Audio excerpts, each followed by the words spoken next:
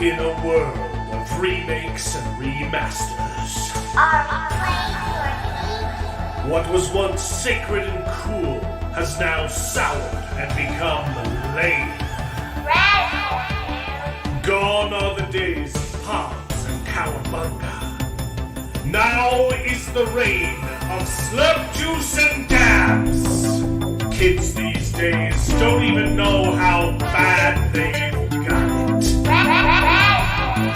Now it's up to the best generation to rise to the occasion and make a show that dares to go where a lot of other nerdy shows have already gone quite a bit.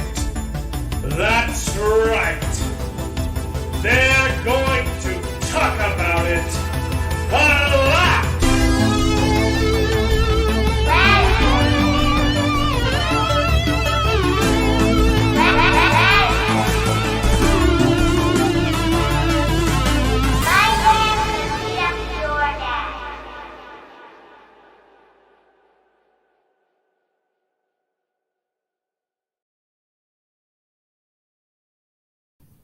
Hey. Hello, and welcome back to the show, everybody. This is Best Gen, where nerds complain about nerdy things, and have spirited discussions, and often disagree. The show's called Best Gen because we're all from the same gen. We happen to think that it's the best, but we're very accepting. You're welcome to join. Doesn't matter when you were born, just as long as you can acknowledge that those Goosebumps Choose Your Own Adventure books, for some reason, often punished practical decision making, which was a weird choice. That's true. I still have them. I got the whole set over there. Us to be like horror movie people because horror movie people always make bad decisions. I'm still salty about it. So there were several times where I felt like I was making the obviously correct decision, and I got punished for it because it was obvious. Yeah, but it's okay to call the police, guys. Like, if there's a bad guy in your house, you call the cops. Don't go home alone. Yeah, I didn't read those books, but I read. I watched Are You Afraid of the Dark and Goosebumps, like the TV show. I watched that. Yeah. The other issue I had with the Goosebumps series, as opposed to the other Choose Your Own Adventure ones, I'm getting up on a side tangent of your intro. Started. No, for real. Because I liked the Goosebumps books, but I preferred the regular Choose Your Own Adventure books to the Goosebumps. The Choose Your Own Adventure had Choose more Your Own Scare, I guess they called those. Yeah. A lot of times when you made a decision in the Goosebumps, something happened, and then you went back and made the other choice. And that same thing that would have still happened didn't happen. It was a completely different thing. And you're like, that doesn't make any sense. That's not how choices work. They were lots of fun. And I'm having my kid read through them. Yeah, it's still fun. Still fun. Just a little bit dumb. I didn't end up reading those ones as much. My brother was more into those than I was, but yeah. Did anyone watch that Black Mirror Choose Your Own Adventure episode? Yeah. I haven't gotten to that one yet. I think I only watched like the first 2 seasons. Yeah, we got to it, but it's a little bit weird doing it through the app because you're not exactly sure when it's like rewinding you or resetting you, or if you're making a different choice. It was a little bit weird. Yeah. Yeah. It was the first one they've done. I did like Black Mirror. They did another one with Kimmy Schmidt. They did it. Oh, yeah. That one was really good. Oh. I didn't know they did a Choose Your Own Adventure. I remember hearing about that. Yeah, it was a Choose Your Own Adventure with Kimmy Schmidt, and it was fantastic. I stopped watching after season 2. The first season was really good, and then the second season was just kind of Yeah, I didn't know they did a Choose Your Own Adventure.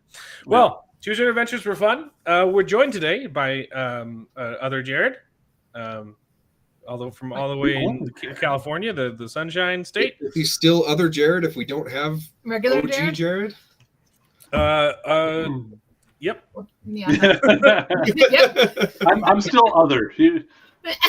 I'm out there. We're joined by my brother David. in his basement, and a special guest appearance from you may have seen her in the chats. That Martina girl, right? That's the name of that Martina. Yeah, this one right here. There's not that many of us, so I don't know. Oh, you're his wife. Yeah. Oh, that is the relation here. Yeah. I was gonna say, remember, I'm married to your brother, but you wouldn't because you weren't there. You were in Guadalajara. I wasn't there. I was in Mexico. Yeah. You were not going to your wedding. Yeah. And we're also joined by Corwin, who was also in Mexico when you guys got married. I was. You're in your house. How's it going?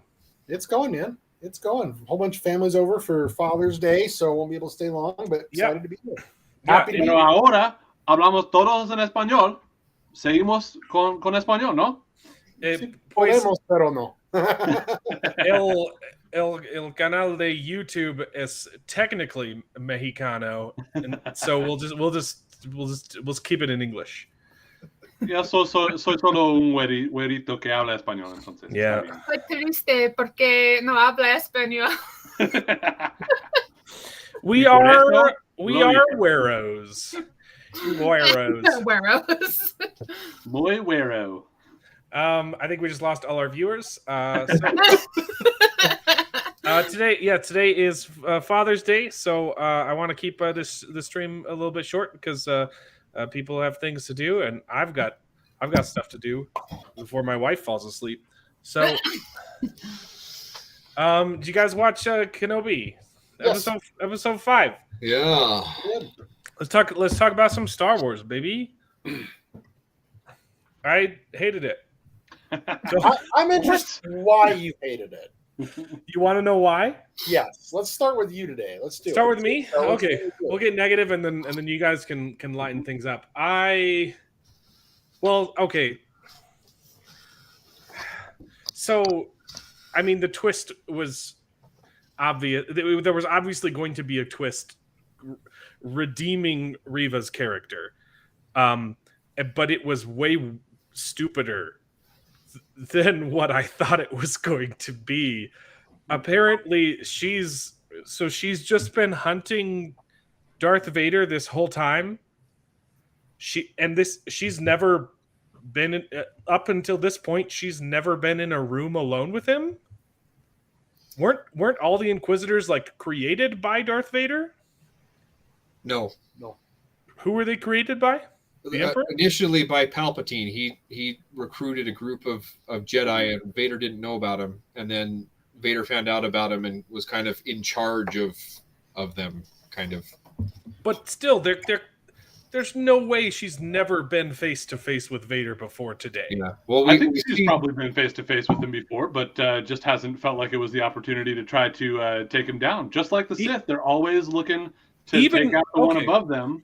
Even so, they don't do it every time. But if she was never presented with this opportunity as an Inquisitor, she knows where his castle is. She could go stab him in his Bacta tank. That would be a much better plan.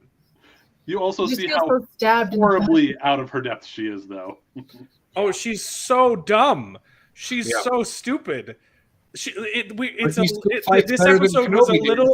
episode was a literal repeat of the Book of Boba Fett, where blue guy whose name I'm spacing on, his goal was to kill Boba Fett. Cad Bane was trying to kill Boba Fett, and so he came up with this plan and said, "Okay, you guys attack him, and then I'll kill Boba Fett while he's distracted." And then he waited until after the fight, and then just had a one-on-one, like walk straight up to him fight with Boba Fett. And Reva does the same thing with Vader. She minorly improved after the distraction is gone. Mm-hmm. And then turns on her lightsaber and gives him a warning shout before trying to kill him. Yeah. When she could just walk up and turn it on, beep, and he'd be dead. Except that he wouldn't, because he's Vader and he's awesome. Yeah. As he demonstrates. But it would have been better. Yeah, the distraction was very poorly timed. I have words about that. It was so... This whole episode was so sloppy. The tactics were ridiculously stupid. I did enjoy the fight scene between Reva and Vader. A lot of people are saying it was silly. He was using the Force. I thought it was really cool. I thought it was kind of, to me, it was kind of a nod to the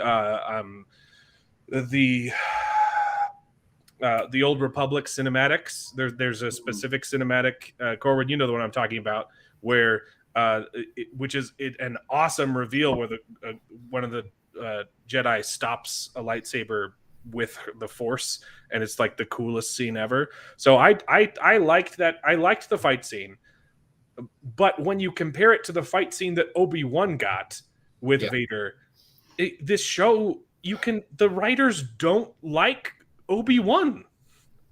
Yeah. The show is insulting to his character. Yeah. It makes him look stupid, and it gives the only good fight scene to Reva. But it was a good scene. I can't deny that. As stupid as the how it was set up was, I liked the fight scene, and I liked that Darth Vader was just toying with her. Right? Mm-hmm. He like, you can see he still has his lightsaber on his hip, and he's using her lightsaber and the Force instead of fighting. Like, I thought that fight scene was really good. It's just that everything else in the episode, I hate it. Yeah. So I guess I'll go next. When I watched this episode, I picked out a couple silly things through in there that were dumb and bothered me. But after I got done with it, I was like, this is probably one of the better episodes. Yeah. And probably my favorite one. But then the more I sat to think about it, the more I thought, okay, well, if this happened in this episode, this other thing happened previously. Now it doesn't make sense. And why did they do that? And it was just like going in my head, like, oh, they could have made it so much better. None of what it's pretty clear that there were reshoots.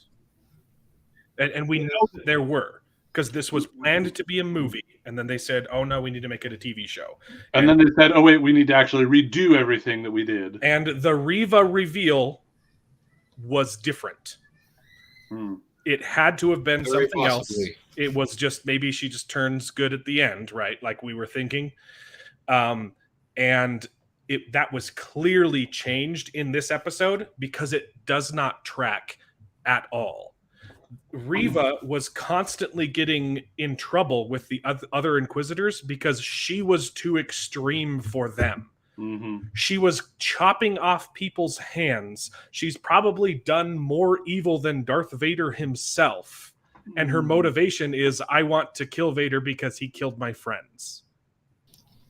Yeah, that's one thing that bothered me. And I think her motivation could have been, I just want to get revenge on everybody and burn everything down. I don't care about Kenobi. I don't care that about would have Vader. been good if she was That's only fine. motivated by revenge. But they tried to play it off like, oh, I'm trying to do good for, like I'm trying to save the younglings, basically. It was like, right. It played it off like she was still attached to the Jedi and was sad that everything happened. She takes a job hunting down Jedi. It played her off. It played her off as an undercover agent, as a double agent. When what they should have done, if they wanted to go this route, was to just say, because of this horrible thing in my past, I've just become so obsessed. I've been consumed by hatred that I don't care about good and evil. I only care about revenge, and I want to kill both Vader and Kenobi because they're both kind of responsible. Exactly. That's actually exactly how I read it. Like, basically, I mean, it ties more to her idea of being upset about the younglings having been killed and having been left for it. She's mad at Kenobi because it's his fault. It's his Padawan that went bad. She's mad at Anakin because Anakin's the one that came in and killed her friends and everyone else. And the lust for revenge against him, most specifically Vader, is what kept her going and got her there. And what she wants, she's not good. Kenobi tried to play on this whole idea of like, there are children there. But what really got her was if you let me be a distraction, he'll be distracted and you'll be able to attack him, which again, she flubbed up. But like, but to me, it was much more, she was just consumed by the hatred. Because to me, they didn't make her good because, she's cut off hands. She's still consumed by vengeance and hatred. She is not on the light side of the Force. She's not some double agent, sleeper agent, or anything like that. She is in it, just like how Anakin as Darth Vader, like, in the book Lords of the Sith, he's there and he's thinking about trying to take out Palpatine because that's what the Sith do. They're looking for that power. They're looking for taking out their master. She's looking to take out Vader, not necessarily because she wants to become the next Vader, but because she's just consumed by that rage and hatred, and she's not thinking beyond that. I hope that's the way they go, but I don't see that playing out that way. They're going to give her own spin-off show. They can't have her be evil. I am a little worried about because I just got to the episode where you guys were talking about the potential leaks of the way that she might handle things with Luke. Now that we've seen that she finds out about Luke, and I just hope that they don't. I hope that they stick with this idea of she is bad, and she's just bad in a way that also means that she wants to take out Vader. Right, and that's going to end poorly. But I hope so. We'll see. Sorry, I wanted to let Corwin jump in before I jumped in, but I had to add some notes on that. I've decided I'm just going to sit back and enjoy the ride, and I'm super critical. I can be. I've decided I'm just going to sit back and enjoy the ride. I liked it. I liked the show. I predicted it. You could ask my wife. I said, look, there's going to be a showdown versus Reva and Vader. Whether it's going to be a redemption arc, like suddenly she finds out about Luke and Leia and who they are, and she's the Jedi and she's going to fight, or it's going to be a hatred type thing, like she's going to try to kill him. One Sith upping another Sith, even though the Inquisitors aren't actual Sith. But it would, if she did kill him, it would up her. It would make her the next Sith. So I knew that was coming. I knew the Grand Inquisitor wasn't dead. Of course. Everybody who was freaking out about them breaking canon with that, I'm like, that is they are disrespectful of canon in a lot of ways, but they're not that blatantly disrespectful. Because you've got the whole Rebels animated, and the Inquisitor doesn't die almost until Episode 4. Almost until A New Hope. So, spoilers. I like that. I was finally excited. But the way that he comes back, you're like, he says the revenge does wonders for the will to live, doesn't it? And I'm like, that still doesn't explain how you're alive. Well, neither does Maul crawling around with spider legs down below. You've got all that crazy stuff. If you want to go to just regular force powers, you had a Sith, Darth Sion, from Knights of the Old Republic 2, and that's been documented many times. He held himself together through sheer will, anger, and hatred. He couldn't be killed like a walking corpse. That's fair, but it also presents another. Even if it's kind of weird, it's. Okay, so he was stabbed in the chest. Look at Darth Vader. Darth Vader was arms, legs pushed into it. Like I still just go, Luke. In my mind, I'm still just like, man, Obi-Wan, you should have just force pushed him into the lava. I understand that some people live from things, right? But in this case, it presents more problems because it makes the characters stupid for not finishing the job. Why didn't she chop off his head? And why has Vader failed to kill Reva twice? Yes. So here's just my theory on this. Okay, before that, let me go back. I'm excited that Obi-Wan's finally turning back into Obi-Wan again. Because the one thing that there's two things in the show that have really, a couple. I've enjoyed it. I've said I've enjoyed the ride, so I won't be critical. I'm not going to be super critical of the actress Leia. They could have gotten a better kid for her. Her mom must have slept with somebody at Disney. Yeah, I don't think it's the actress's fault. I think it's the writing. I think it could be. She looks and acts the part. They just don't give her the best. And I think she actually did. I think that most of it's been fine. Last episode was the interrogation stuff was. Reva is my least favorite character in this whole thing, and the actress sucks. And it's not in this race. She's a stage actress. She is a stage actress. She's belongs playing for the back row, not in front of a camera. She is every time the less she is in each episode, the happier I am. Every time she comes up, the only time I believed her in all five, and so far all five, the only time I have believed her was when she was talking through Obi-Wan through the blaster door when she was talking about like in this episode. Because I've seen people who've gone through horrors, been there, done that myself. So that was very relatable. That was the only time in all 5 episodes where I haven't been like, she sucks.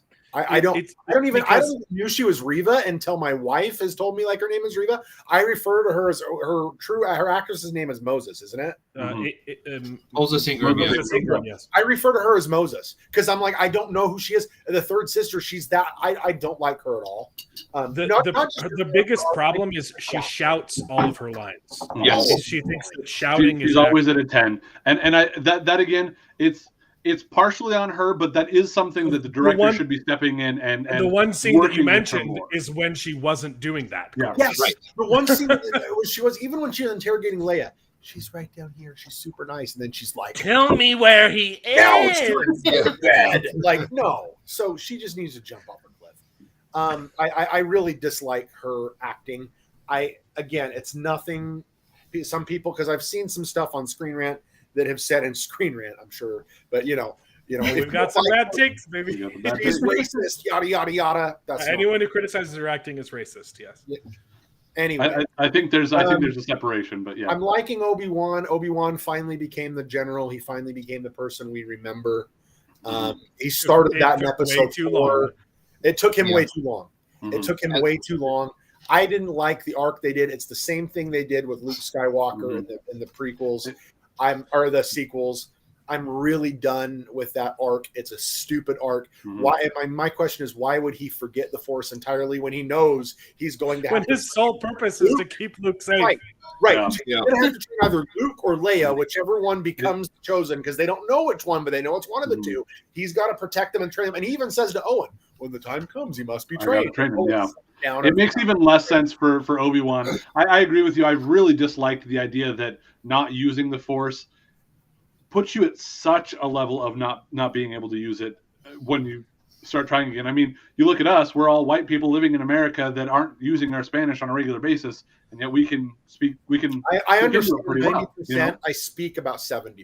Yeah, we're not where we were. When I was living in Mexico, I used to speak. I was 100 and 100. There wasn't anything I could talk about that I couldn't understand. But it has been 11, 12 years since I've spoken Spanish on a daily basis, and I can still understand 90% of what comes in. There'll be a difference in your ability because you haven't used it, but it's not to the point of that. In my head canon, because I'm like you, I'm trying to approach it with like I'm along for the ride, and I'm going to try to come up with some headcanon to figure it out. They haven't done a good job of presenting it, but I take it as like a certain level of PTSD or feelings of failure that is his own mental block keeping him from it as well. Still don't love it, but I agree with you also that I like that in episode 4 and 5 they've started to show him building again, which has been great. Go ahead, David. Well, I was gonna say I'm not David. I'm not David. But I know you're talking, David. I'm just saying that I know I'm not David, and I'm taking this part. Okay, so I was gonna say that I think it would be a little bit more interesting if he was intentionally not using the Force because of his PTSD or whatever. That would make more sense to me than him like getting rusty on his skills. Because again, like you guys said, he's trying to protect a child that's basically helpless, and he has to like defend his child. Training him. Yeah. But now we're getting into this idea that like, oh, Force-sensitive children are just as powerful as Jedis, and it's you have Rey. What could have worked a lot? What could have worked a lot better? And I think I've said this before, because in A New Hope he is kind of old and worthless, right? Like he just shows up to get killed by Vader, right? And he doesn't. Obviously, that was a problem with how heavy the swords were when they were filming it, right? They could have had better choreography, whatever. But he's old and washed up when it comes to A New Hope. And if I have trouble justifying the show's existence at all, but if they're going to do it, the way to do it right was to not make him look stupid, but to have something bad happen to him in the show so that he's weak when A New Hope comes around. Like, wouldn't it have been so, like, and I said this before, it would have been awesome to see him doing, like forced push-ups, in the middle of the desert, just keep honing his skills so that, the one day, if the day ever came where he had to protect Luke, he would be ready. And then he jumps to that occasion during the show and something horrible happens and he becomes, the curmudgeoned old hermit. Yeah. I agree. Because of his heroism, not because of his idiocy. Yeah. I agree, and that goes back again to what we're talking about in episode 1. I thought they should have aged him more, given him some more gray hair, and made him give him feel some the gap wrinkles. between Alliganis, you know. I do think that they did lay the groundwork in 1 and 2 that the idea that he was trying to be so below the radar, and that's why he wasn't using the Force. I still don't love that that's the way they went about it. But I feel like they've got. But they didn't bring in. trying. They didn't bring in the concept of, again, going off of more canon and pulling off of the nerd that I am. Don't mention canon around Disney. Don't mention canon around Disney. There are retconned. Don't do it, Force Corbin. powers that the Sith used to hunt Jedi, which they did do, again, going back to the Old Republic, where when a Jedi uses the Force on a planet that doesn't have a lot of Force sensitive, the Sith are able to start to hone in, almost like a hunter, to hone in on a location, find the tracks, and so they could have pulled that. Look, so I'm not see that. They needed to lay that groundwork better. Palpatine taught them that stuff, which they do in Rebels. They talk about it in Rebels. So it's like it's just kind of like there's a plethora of knowledge that they're not using. But moving on, because we're still on, we've got episode 6 coming up. Episode 6, the finale, is going to be an hour and a half long. It's an hour and 33 minutes long. So it's good. Okay, that's long. These episodes are 40 minutes, so you're looking at 40, 80. I mean, you're looking at almost 3 times what we've seen so far. I think what we're going to see, and this is what I'm hoping for. I think we're going to see. We need him to be cool again, and he's going to kick Vader's butt. Now, here's why I say that. That is the only way the show can be redeemed in my eyes. Well, here's why I say that. Because in A New Hope, right before they go to fight, Obi-Wan looks at Vader, and Vader looks at Obi-Wan and says, "You know, the last time we met, you were the master, I was the student." Correction. He says, "When I left you, I was but the learner. Now I am the master." Now I am the master. It's a small difference, but it was the when I left you, because I rewatched the original trilogy in preparation before it came out, and as much as I would have preferred it, and my general approach has always been that Obi-Wan needs to have beaten Vader just previous to this last time they met. They have just that small little wiggle room that it's like, oh, when I left you, I think you're debating tomatoes. I hope you're right. The reason why I say that is because that's the only way that I'm going to be happy with, because I know they're not going to do it right. Vader kicked Obi-Wan's butt the last time they fought. So no student is going to look at them and be like, "Hey, when I him into the ground and rubbed I'm his the face master," in the fire. blah blah blah blah blah. Yeah. In fact, if you go to canon, going on canon, after he strikes Obi-Wan down, Vader becomes terrified because he's never seen. Remember, his whole part of going to the dark side was to save Padme, to learn to be immortal, yada yada yada. And in that moment, he realized, something happened. He's right. He'd never seen that before. He's overcome death, kind of. He didn't. The Sith don't know those exist. Yeah. And so he goes through Obi-Wan. He realizes, what is this? In one of the comics, in one of the Vader comics that was considered canon by George Lucas, he goes to Palpatine and says, "Hey, I fought my old master. This is what happened." Palpatine calls him a liar and force electrocutes him, tortures him, telling him, "How dare you lie to me," and all this stuff. And Vader is terrified. From that point on, it's kind of a reversal. The whole fear leads to anger, anger leads to hate, hate leads to suffering. Vader goes on this reversal, suffering to hate, which eventually leads to his redemption at the end. And that starts the whole process back and forth. And his fear is, I turn to the dark side to avoid these things, and light has more the thing that kept me from being able to get it. Yeah. So I do think you're going to see a showdown between Obi-Wan and Vader. I think Obi-Wan, it's probably going to be an excellent fight.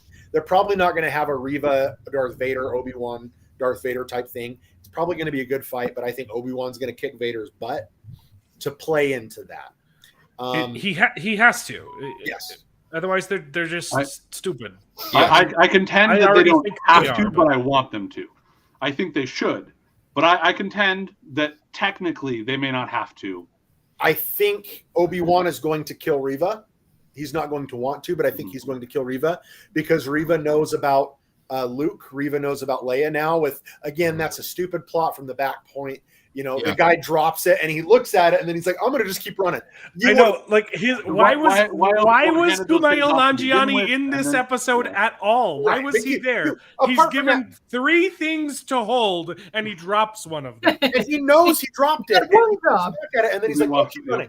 And he's also a scam artist. Like, why are you going to trust him with that stuff? He was He's also he did now- actually help them get out. He just took money. Right. He made sure to like get as But much he's money from also them as now possible. in a room with a bunch of people who he told he was a Jedi, and he's not helping the fight. And they're like, "Where's your lightsaber, Right. bro?" Yeah. So anyway, And his line of like, "Now I know what it's like to really be a Jedi." It's like, I'm like, I actually liked him in episode 2. I like him episode. as an actor too. It's just I didn't he love did a this. job. I didn't love him here. but I think I think Obi-Wan will kill Reva. It's going to be a kind of a conundrum type thing because he doesn't want to because he feels bad. But Reva's going to go so much with the hatred. She's going to try to use Luke and Leia to get at Vader. I really hope This so. is the easy plot, right? This is the easy that's plot that's Make what they no should sense. do. that would work. So he's going to end up unfortunately, having to kill Reva to keep the secret quiet. But then they don't get a spin-off show. But then they don't flashback get They could do a spin-off of flashback her, prequel. of her climbing the ranks. Yeah. That sounds entertaining. Maybe. So I think that's what we're going to see. I've got a lot of hope for. Like I said, I'm a little bummed that they still have the stormtroopers. I texted you this, Alan. The stormtroopers still can't hit the broadside of a barn. That always pissed me off. And then they get shot by one of the good guys, and they go down. But then when they shoot one of the other good in armor, stormtroopers shoot the guys without armor, they're like, "Oh, I'm shot." Oh, that sucks. Well, what's stupid is bang, bang, I'm gonna fall down and I'm gonna just and you see bang, and a stormtrooper's like, ugh. They're done. Yeah. The Imperial tactics in this episode are insulting. Yeah. But that's when they get the blast doors open. All they have to do is just Consistent. stand there and just mow everyone down with their guns, but then they walk into melee range so that Obi-Wan has something to do. Well, yes and no. I mean, when you're pushing and coming from a tactics perspective from my background, when you're trying to get into a bunker and you're trying to get into, you have to keep so much pressure on that. That's what they even had to do in D-Day. In D-Day for the bunkers, they had to get up to the bunker so the flamethrowers in D-Day and in Okinawa and whatnot. So your flamethrower troopers could get up there and ignite that bunker with your flamethrower. And it sucks, but the tactics weren't that bad. How do you put pressure on them, though? That was their big mistake. They had that big heavy gun. The door's open. That big heavy gun needs to be going. But as far as them pushing in, unfortunately, when you're trying to get into a bunker, you've got to get in the bunker. It sucks, but it is what it is. And the other thing that was just stupid to me was how they have a Star Destroyer in orbit. The second that they finally get those doors open, there should be bombs and everyone would die. Like, how do they not have guns trained? That. Vader wants to go down and take care of it personally. Vader wants, because Vader wants Obi-Wan to suffer, and we knew that from episode 3 when he grabs him and pulls him down into the flames. He's like, "You're not going to die. You are going to suffer." And he burns him and drags him through the flames like he was. So Vader wants that. So I agree with you 100%, Alan. That's what I would have done. I would have pulled the full frickin' just orbital bombardment. But Vader wants that revenge. He wants to taste it. He wants to strangle Obi-Wan with his own hands. Okay. So and because of his desire for victory, he got tricked because there were 2 ships. Yeah. Yes. Although even him though grabbing that ship was cool. That was cool. Yeah. Oh yeah. And I've seen a lot of people ripping into complaining that about thing? that, saying like, "Oh, it's OP and it breaks it," but I'm like, that's a bad argument. Like, it was actually Vader a nice callback should be to. OP. It was actually a good callback to the Force Unleashed games. Yes. With Starkiller, pulling down, Starkiller was really OP because he pulled down a freaking Star Destroyer, which isn't canon anymore. Yeah, it's not canon anymore. One of the greatest trailers ever is when he pulls down the destroyer and it goes in front, and then it stops like a foot in front of him, and he ignites his lightsaber. I liked him pulling down the ship. The problem was the whole 2 ships thing, because they literally show you the camera shows you that there is not a second ship. I watched the second time through, There and is. it's back in a way where it's in really the corner, hard to but see. it's there. It's there, but it was. There wouldn't have been room for it. It doesn't And, make. and it how make would it- they have known? How would they have known to put everybody in the second ship? I think Obi-Wan alludes to that in that duel fight they had. But then they also where he specifically say that where he tricks Anakin, flips him around and pulls, and he says it blinds you. You're missing obvious things, but your desire for immediate victory blinds you. Yep. right. And they also say in that episode that there's too many people to fit on the smaller ship. yeah. So at the beginning of the smaller ship. At the beginning of the episode, Obi-Wan says, "Hey, I've got Leia. Can I take this ship and take her home?" And they say, "No, because not everyone would fit." Yeah. And then everyone that. fits. Everyone fits. No. And it would have made sense This if they episode showed wouldn't have more happened. rebels. It would have made sense if they showed more rebels being mown down by the stormtroopers that were pulling in. But they only They showed had, like, two of them 3 die. people die. Yep. And a robot. You know. Oh yeah, sorry, 2 people and a robot. But Hey, now we can fit. another thing. So let's So- see what happens with episode 6. Yeah. Yeah. I mean, because we're in Father's Day, we kind of, but Yeah. I'm excited. I don't hate it as much as Alan, I mean, nobody hates it as much as Alan. Alan is just apparently. But I'm excited to see what 6 brings. It's not as Okay. bad as Boba Fett. To that it's not point, as good as the Mandalorian. specifically, I am enjoying it. We'll see what 6 is going to make or break it. It is not as bad as Boba Fett. It is I'd say like the actual like choreography and stuff is actually thought out, but the story kind of makes me more angry than Boba Fett because they've done so much to destroy Obi-Wan's character. As long as they don't have teenagers with attitude in there, I'm fine. I will say another specific thing that they did better in this episode than they did for Boba Fett was the flashback actually related to the flash forward. That whole the duel of them fighting, Anakin being aggressive and missing. And that's how you do flashbacks. They actually did flashbacks right. Whereas Boba Fett the flashbacks sword fight was okay, except for a couple of moments, like when they go back to back, which is just the stupidest thing you can do in a sword fight. I mostly agree with you, but I do recognize. But it was like they're friends, like well, they're friends. That this is a practice duel, but also there's an aspect of it's never good to turn your back on your opponent when you're fighting. So all the spins that they do are always stupid. Yes. But in that particular, where he goes straight back to back with him, what that allows you to do is it allows you to feel when they're going to try to turn one way or the other. So it looks goofy, but I've actually seen other people who actually know more than I do, because I don't really know, but that indicate something along the lines of that's not as egregious as it looks to us. And it wasn't as egregious as in episode 3 of in Revenge of the Sith, where they're just swinging their lightsabers and not even hitting anything. Yeah. The worst choreography though was when Reva started breakdancing on the ground. There was a point where Vader could have turned and like chopped off her head, and he goes this way, and then he turned the other way and alloes her time to stand. I understand why Vader didn't do that in that moment, but what was Reva doing? Yeah, she just starts rolling around on the ground. She is like one of the main, if not one of the main characters. I still chalk that more up to the direction than her as an actor, because while she is doing a lot of that as an actor, a lot of the specific choreography is not necessarily her choice. She's been given that, and then the acting at a 10 all the time. She's presenting that, but the director and other people should be telling her, working with her to bring it down a little bit. And I don't know. It's a combined effort that I think is failing. It's hard to tell from one performance whether it's the direction or the acting. But whatever's happening, but it is a little bit telling that all she's done up to this point is stage work, and she was in a film production of Macbeth, which I've heard she was great in, but that's still stage stuff. Yeah, I will say also. It was interesting. As soon as Anakin turns around in the flashback, I'm like, oh, they decided not to de-age him.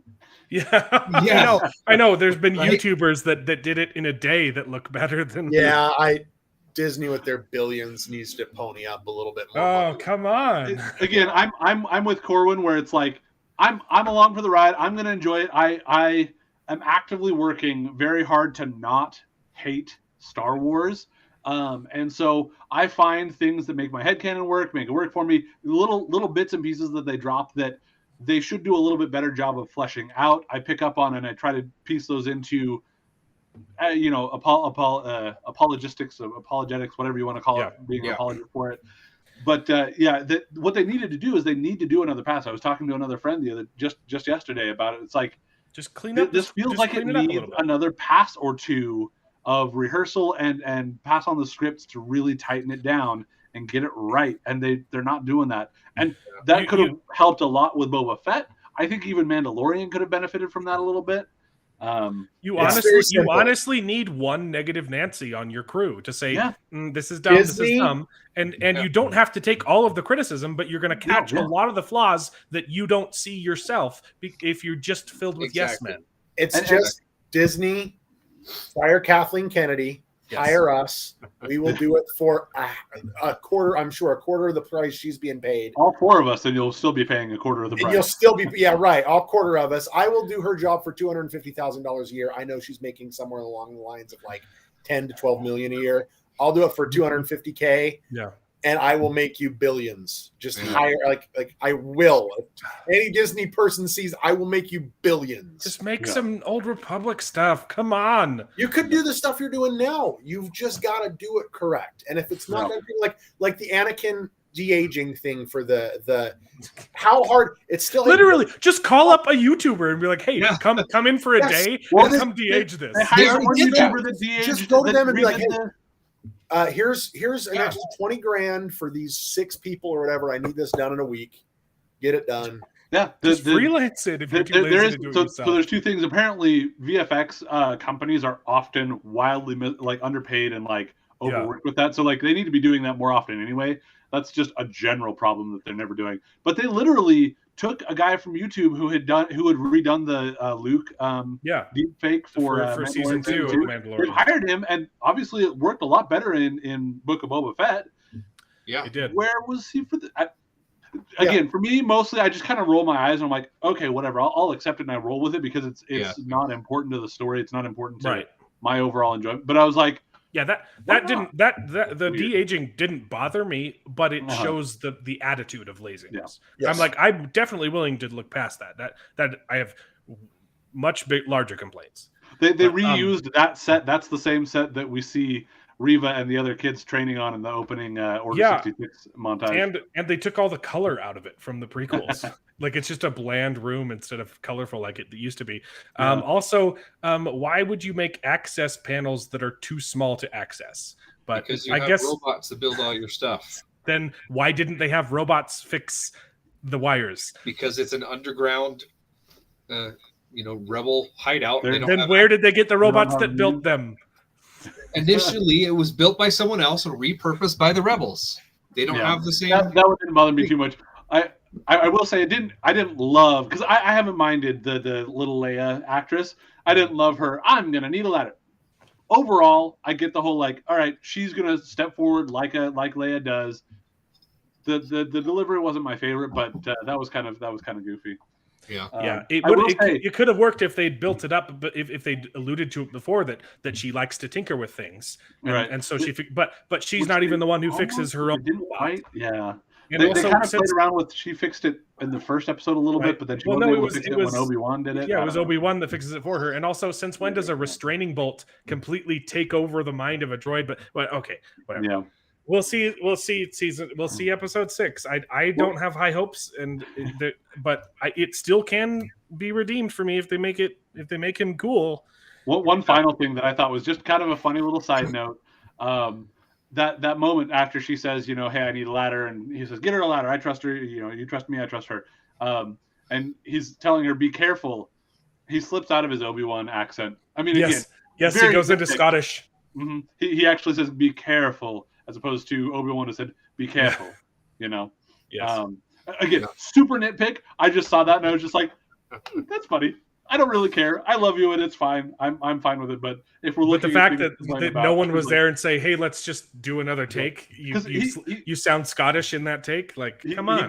He mentioned on Jimmy Kimmel, I think, that he took a minute to get back.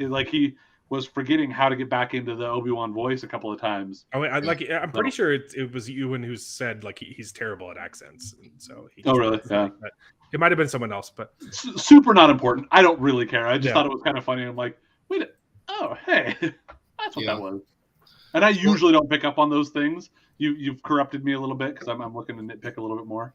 Yeah, but yeah, there were some clunky things like we already talked about the distraction. It would have been so much better if they were all on the ship that he stopped, but then Reva comes up behind him and gets a free hit on Vader, and then the ship has to let go because he's got to focus on Reva. Or she could have even stabbed him, while he's pulling down the ship, and then he just looks down and just pulls it out, or I guess I would just like wires hanging down or something, Yeah, because he's like, hey, I'm already half machine, I don't care about this. But then he has to let them go to fight Reva. Yeah, it would have been so cool because you got the same moment of him pulling the ship down, and he's like, oh my gosh, they're going to get away, and then that's when you do it. Then she stabs him. Reva. That's how you carry it out. Or at the very least, not yell before you get there. Yeah, Although, again, talking about how it may be a little bit dumb, but it's a little consistent because in Return of the Jedi, when Vader's talking about like, maybe sister will turn. Luke, ah! Yeah, and then turns out it's a problem. Telegraphing attacks is a problem with all across Star Wars. Constantly. Yep. The other thing that was silly is they had this gun that was shooting bombardment, trying to break down this thing, and then Reva just like opens the door with one quick thing of the lightsaber. What's worse about that is that through the door. Here's the thing though, they closed the doors and then they put that bar up and welded it to the doors. Yeah, and then when she cuts through it in the middle and they fall down.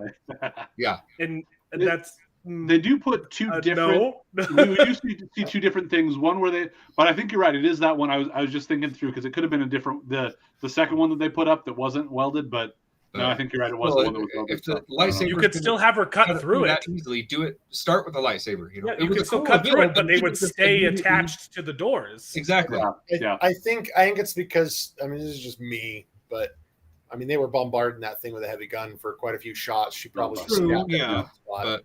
Because it was dented. There's probably that little mini hole that's already super glowing, and it's just like it's like any metal. Yeah. Sure, it's a solid piece or whatever. But that would have been a really cool moment though to homage to Episode 1 though, and have her stick it in the middle and do the turny thing, and then have them.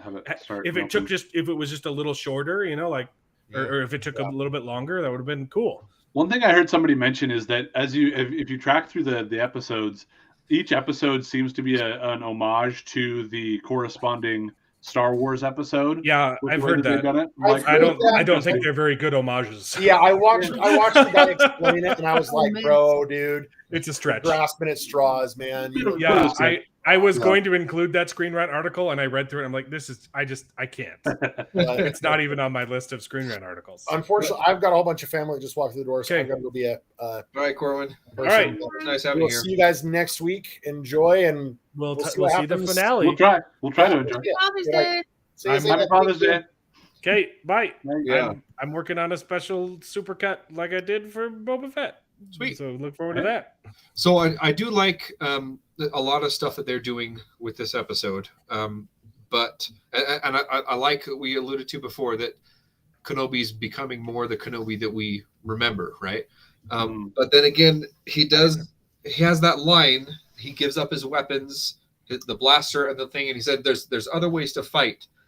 All right, there are ways to fight without weapons, and then he just goes and surrenders himself and doesn't fight. I was like, "Oh, come on!" So no. What he's trying to imply is the way to fight without weapons is to use other people as pawns. Yeah. Hey, I'm cool with that. But so hopefully that's not Obi-Wan in the next episode. And he in the fight with Vader, he at one point he doesn't have a lightsaber, he doesn't have a gun. And he still managed to outmaneuver Vader in somehow or something. If there's not a good fight between Obi-Wan and Vader in the finale where Obi-Wan is actually awesome, there's no reason to ever watch this again. I still stand by my thought that I think we'll get a great fight between Reva and Obi-Wan. Yeah, I think they're going to do Reva and Obi-Wan and Vader's. And I think Obi-Wan's going to win. Picture. And I think that Vader's out of the picture. I still think that it tracks okay. Again, it's not what I wanted to be, what I believed, what I would have imagined all through, but I still think that it tracks with everything that's technically on screen. Now that it's established or whatever, if you watch it all the way in chronological order, I think it'll still work. It's just I agree with you, but I don't like it. Yeah, I feel you.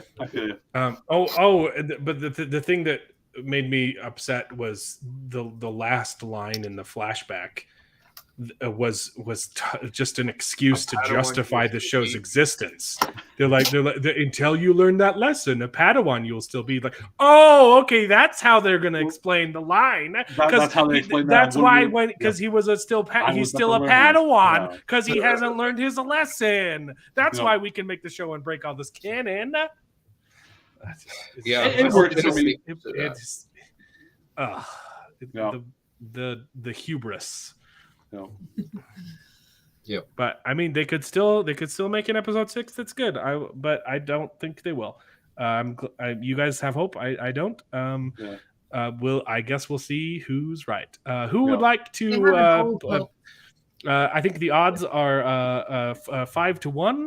Who would like to place bets on whether or not episode 6 sucks? I was gonna talk about one part. I don't know if we're talking about it, but the part where third sister Reva goes to see Vader, and he's like, I don't know. I think she could have killed him. She could have tried to kill him then. Yeah, maybe. It would have been stupid. She would have died. But like, if that's what she cares about, is revenge. Like his eyes and attention was on her, but But I think that could have been a bit better done. Yeah, for sure. Yeah, I did feel like that moment. Vader did seem like kind of scary, and so I was like, "Oh, okay, maybe." But they just give her a little badge, though. Like, the guy comes up and like pats her on the shoulder. I didn't see the badge the first time.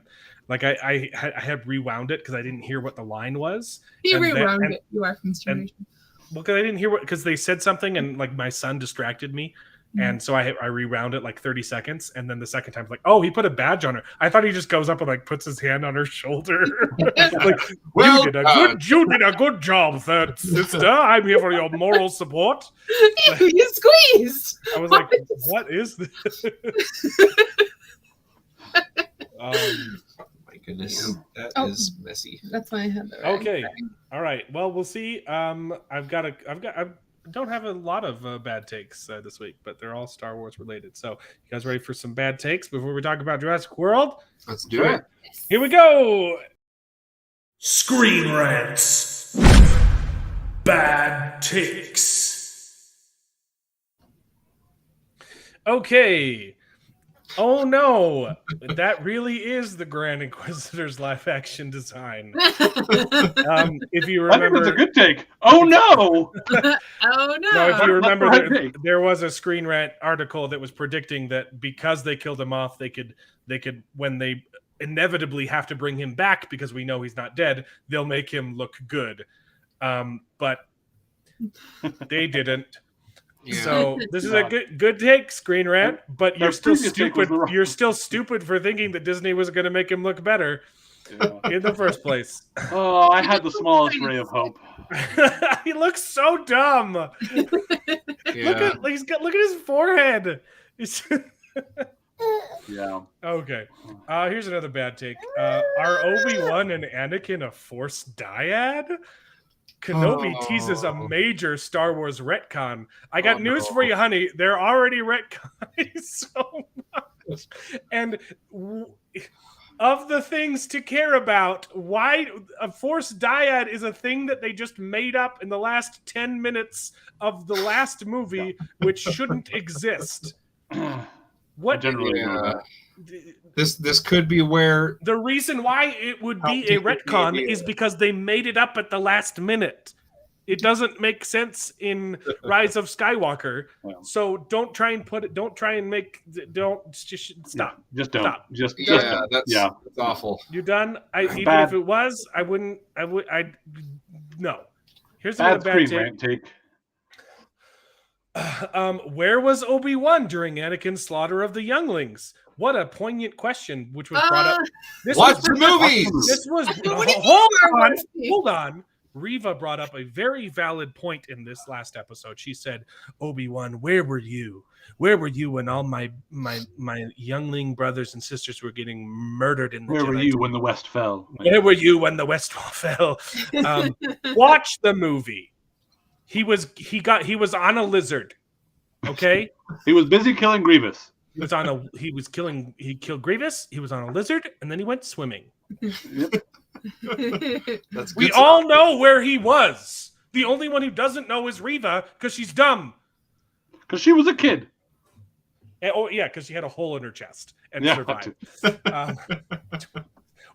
Why does Darth Vader leave her alive? Yeah, Again. so dumb. Yeah. Oh, the line She that could was have been dumb, like though. buried under rubble or something. No, It was so what's stupid. funny is she says, "I was there lying on the floor, and I felt, I was lying on the floor in a pile of younglings, and I felt their bodies go cold." And then it cuts to her lying on the floor alone. Yeah. Yes, it just shows her lying on the floor, but she literally says, someone else, but I again, hid lying amongst. alone. She says, "I hid amongst their bodies, and I felt their bodies grow cold." But she didn't. Okay, that's bad takes. We got another one. Was Obi-Wan's New Hope death inspired by a Kenobi character? Because the Tala sacrificed herself with a grenade in this episode. That probably inspired Obi-Wan to sacrifice himself in A New Hope. Because nobody had ever sacrificed themselves ever before. No one has ever even thought of sacrificing themselves for the greater good before Tala did, because she's stunning and brave. I have a question for Tala. Has she never heard of throwing? Yeah. She was too wounded because she had a gut shot. But people survived those, apparently. She's not force sensitive though, so But she doesn't have a revenge. I did like her sacrifice there, and But it here's was the thing. it was very obvious. They had several shots of the door Yeah. panel, but And you're I right. think She also should have there was a literally really she cool should have shot. thrown the Here's the grenade. thing, though. Yeah. She literally had a shield. Yeah, The robot was covering her, and she could have thrown it at the third sister and tried to kill her, but she just blows herself up. yeah. She She definitely should have. Tried to killed live. any At least stormtrooper, so tried she's to live. you You would know. have killed more stormtroopers too if you just threw it a little bit. Yep. Agreed. Although I will say it was cool to see that they did a good job of showing that explosion, because you could see the thermal detonator break apart. Yeah. So they actually showed a little bit of that, the animation of that, which I thought was a pretty cool little bit. It was good, and I'm glad she's dead. So I mean, but that didn't. I was glad that they killed somebody. I don't know. Yeah. It That's didn't, me being morbid, I guess. it didn't Nobody inspire died. Obi-Wan to sacrifice himself. There have been so many articles like this, like, "Oh, the Kenobi show just makes the original trilogy better," or "No, it's the original trilogy that's wrong, not the stuff that we're retconning in this show." It's okay if you like the show, but don't try and shoehorn it in and Yeah. That's So- not just going for any kind of clickbait title that they come up with. I know. I hate Screen Rant so much. But we've got here. These ones are a little bit more funny from Inside the Magic. So Star Wars fans apparently have been begging Disney to change the Kenobi release date, but this has been going on for like 3 days, because it releases the same day as Miss Marvel, which we've talked about. It's really funny. Because they're on Twitter saying, "Please don't do 2 shows at once. Because you're competing with yourself." Obi-Wan is taking up the Obi-Wan is taking up the conversation that Miss Marvel deserves to have, and they're saying, like, especially when Miss Marvel's been so good and deserves more attention. Do you not realize that it's on purpose? Maybe It's okay. Look, it's okay if you like Miss Marvel. different audience. It's okay It if is you like pretty Miss much, Marvel, yeah. but it's made for little girls, not. I actually not- do enjoy it. I've been enjoying it. Although I will say I realized But- after last right. week I should have prefaced with the idea that like she starts out with a huge love fest on Captain Marvel, which I'm sure is going to set you off to begin with. So I hate that movie. But look, it's okay to like Miss Marvel. That's not. But you are not the target demographic. It's made for little girls, well, primarily, right? Yeah. It's a little girl superhero show. So And it was advertised that way too. they're burying it on purpose because if mainstream came in and saw it, they'd be like, hey, wait, this is what Marvel's doing now? Like, I think they're doing well enough that anybody who's in to watch all of the Marvel stuff to watch all the Marvel stuff will enjoy themselves. I think they're doing well enough, John. Personally, I mean, that's but the average person will watch it and think, wait, oh, this is what Marvel's become now? no. Because they're not the target demographic. It's Yeah. on, guys, it's on purpose. They're releasing them at the same time so that normal people don't watch it. But if I you're actually do think it invested, is kind but of if you're dumb, invested, you know. then you'll find it. I It's on purpose, guys. I really think they should be releasing Miss Marvel on Wednesdays and Kenobi on Fridays because Fridays gives a lot bigger of a thing, and Wednesdays is already kind of buried anyway. But it means that you don't have to be kind of competing with yourself for the few people that do overlap.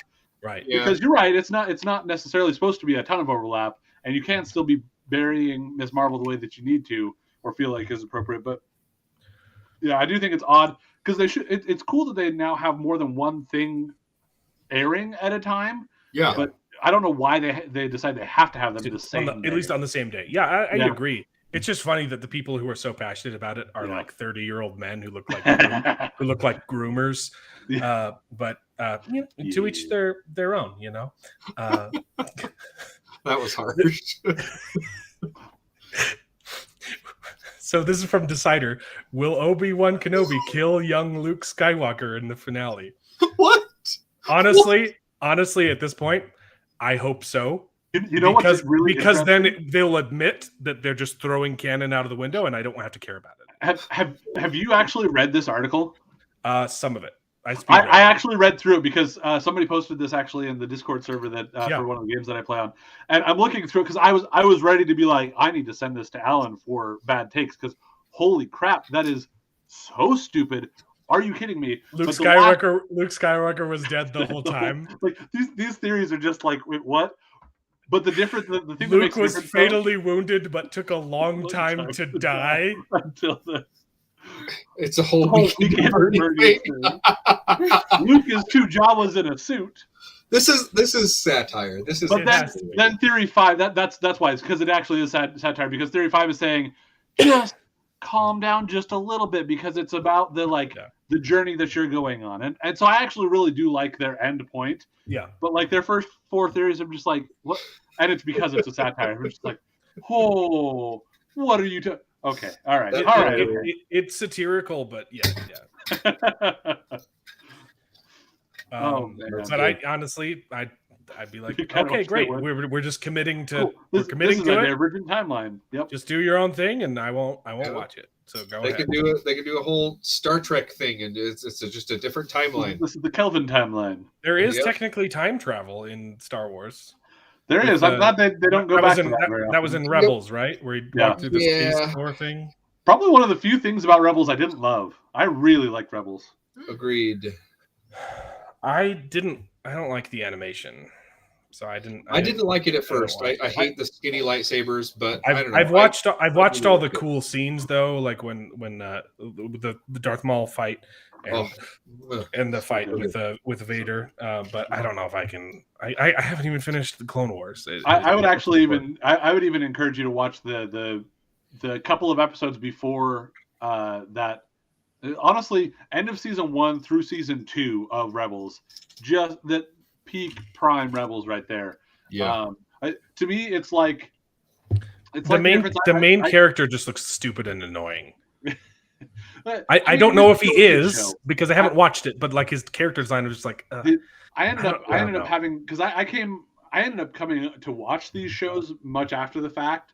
Like I came in when Rebels was just about done, and I went back and watched all of Clone Wars. And while Clone Wars had a lot of good things in it, I ended up being more bugged by the Clone Wars animation than I was by the Rebels animation. Oh, early seasons Clone Wars is Yeah. awful, but late seasons it gets a lot better. The story gets a lot better. So I actually compare. That's part of the reason why I'm struggling to finish it. Rebels and Clone Wars to like Legend of Korra and Avatar. In that, like with Clone Wars, it kind of just does things and it's all over the place. There's some good stuff, but there's some like iffy stuff. There's a lot of like filler. Korra, where it's like it just didn't seem consistent. It was all over the place. There was some cool stuff, but it was just kind of all over the place. Whereas like Avatar: The Last Airbender, where like it's a tight, well constructed, everything fits together and works well. There's a couple of little odds and ends that are off, but like mostly it's good. Rebels is that same way. It's actually like a pretty consistent story all through all 4 seasons. Maintains a pretty good level of consistent quality. Where Korra suffered was that there was no overarching plot. Yeah. Like each there were 4 different arcs in each season because they never knew whether and they were some of the arcs were good and some of like season 1 was pretty solid. Season 2 goes like full blown anime, Dragon Ball Z, like Spirit and stuff, and then season 3 got better because it had benders as the villains, and then season 4 was just robots, and it was like season 4 was bad. Yeah. So. But I really liked the villain in season 1. It's just and you can do that. You can have different a season wide arc, but you needed to have like a whole story to tell. Yeah. I love how Corwin left like a half an hour ago. And we're still talking about Star Wars. Well, so we went through bad takes because we had to do bad takes. My favorite. Oh, that's right. Yeah. So you guys want to talk about Star Wars? Dragon Quest Dominion of the Fallen Dinosaur Kingdom. Yes. So you guys, Dave and Jared, you guys already kind of discussed spoiler-free stuff last week. But yes. I stuck out and I saw the movie, and I snuck out. Your wife knew you went. I fun to sneak though. I did not have a good time. I laughed several times in moment, like audibly, vocally, could not control myself from laughing at several parts in the movie where that was not the intent. I probably didn't laugh at the same moments, but there were several that I also was like, wait, what? I thought it was really stupid. And I personally, I don't go to dinosaur movies wanting to learn about the evils of GMOs. Yes. Although it's a pretty freaking awesome GMO to. There were barely any dinosaurs in the movie. There were dinosaurs for the first 10 minutes, and then GMOs, and then dinosaurs at the end. Yep. Yeah.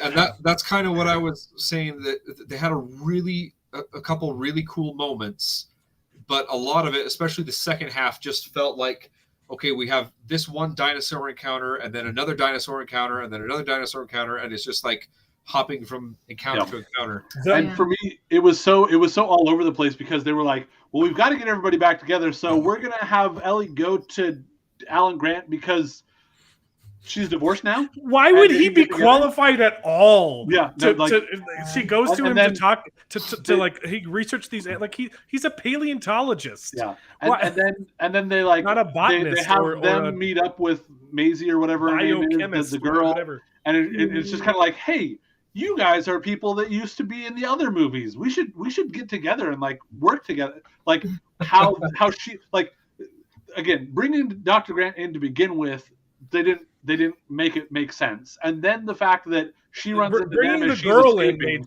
made no sense. You're like, what? And then bringing the girl character, Laura Dern. Laura Dern's character. Bringing her in made sense because she's like a botanist and she's studying. She's a paleontologist. It was still a stretch though because you weren't studying the botany part of it. You were trying to figure out what this mutation thing was, which you would need a scientist to. But bringing her in made they laid the groundwork enough to be like, oh, I am studying this thing that's happening. Whether that thing should have been a plot point in the movie, these like crazy locusts. Because again, we're here for the dinosaurs, not here for the. There weren't corporate any espionage or dinosaurs in whatever. the movie. Yeah. What's going back to like getting them all together? Like, I don't know if I'm jumping too far ahead here, but like the meet ahead. cute moment out of when they get out of the grasshopper den, whatever the heck it is, they have like a meet cute moment where or an Austin Powers moment where he's like, "Oh, I fell over," you know, and it's like, oh my gosh, I was like, ew, no, don't do that. What they could have done is like have them like, like just randomly meet up somewhere because they have paleontology themed careers, and it's like, going on, yeah. oh, how have you been? How are your kids? It's like, oh, I got a divorce. But I mean, like, yeah. I don't know, something different other than like the meet cute of, oh, I fell over. You know, it's just, I was just like,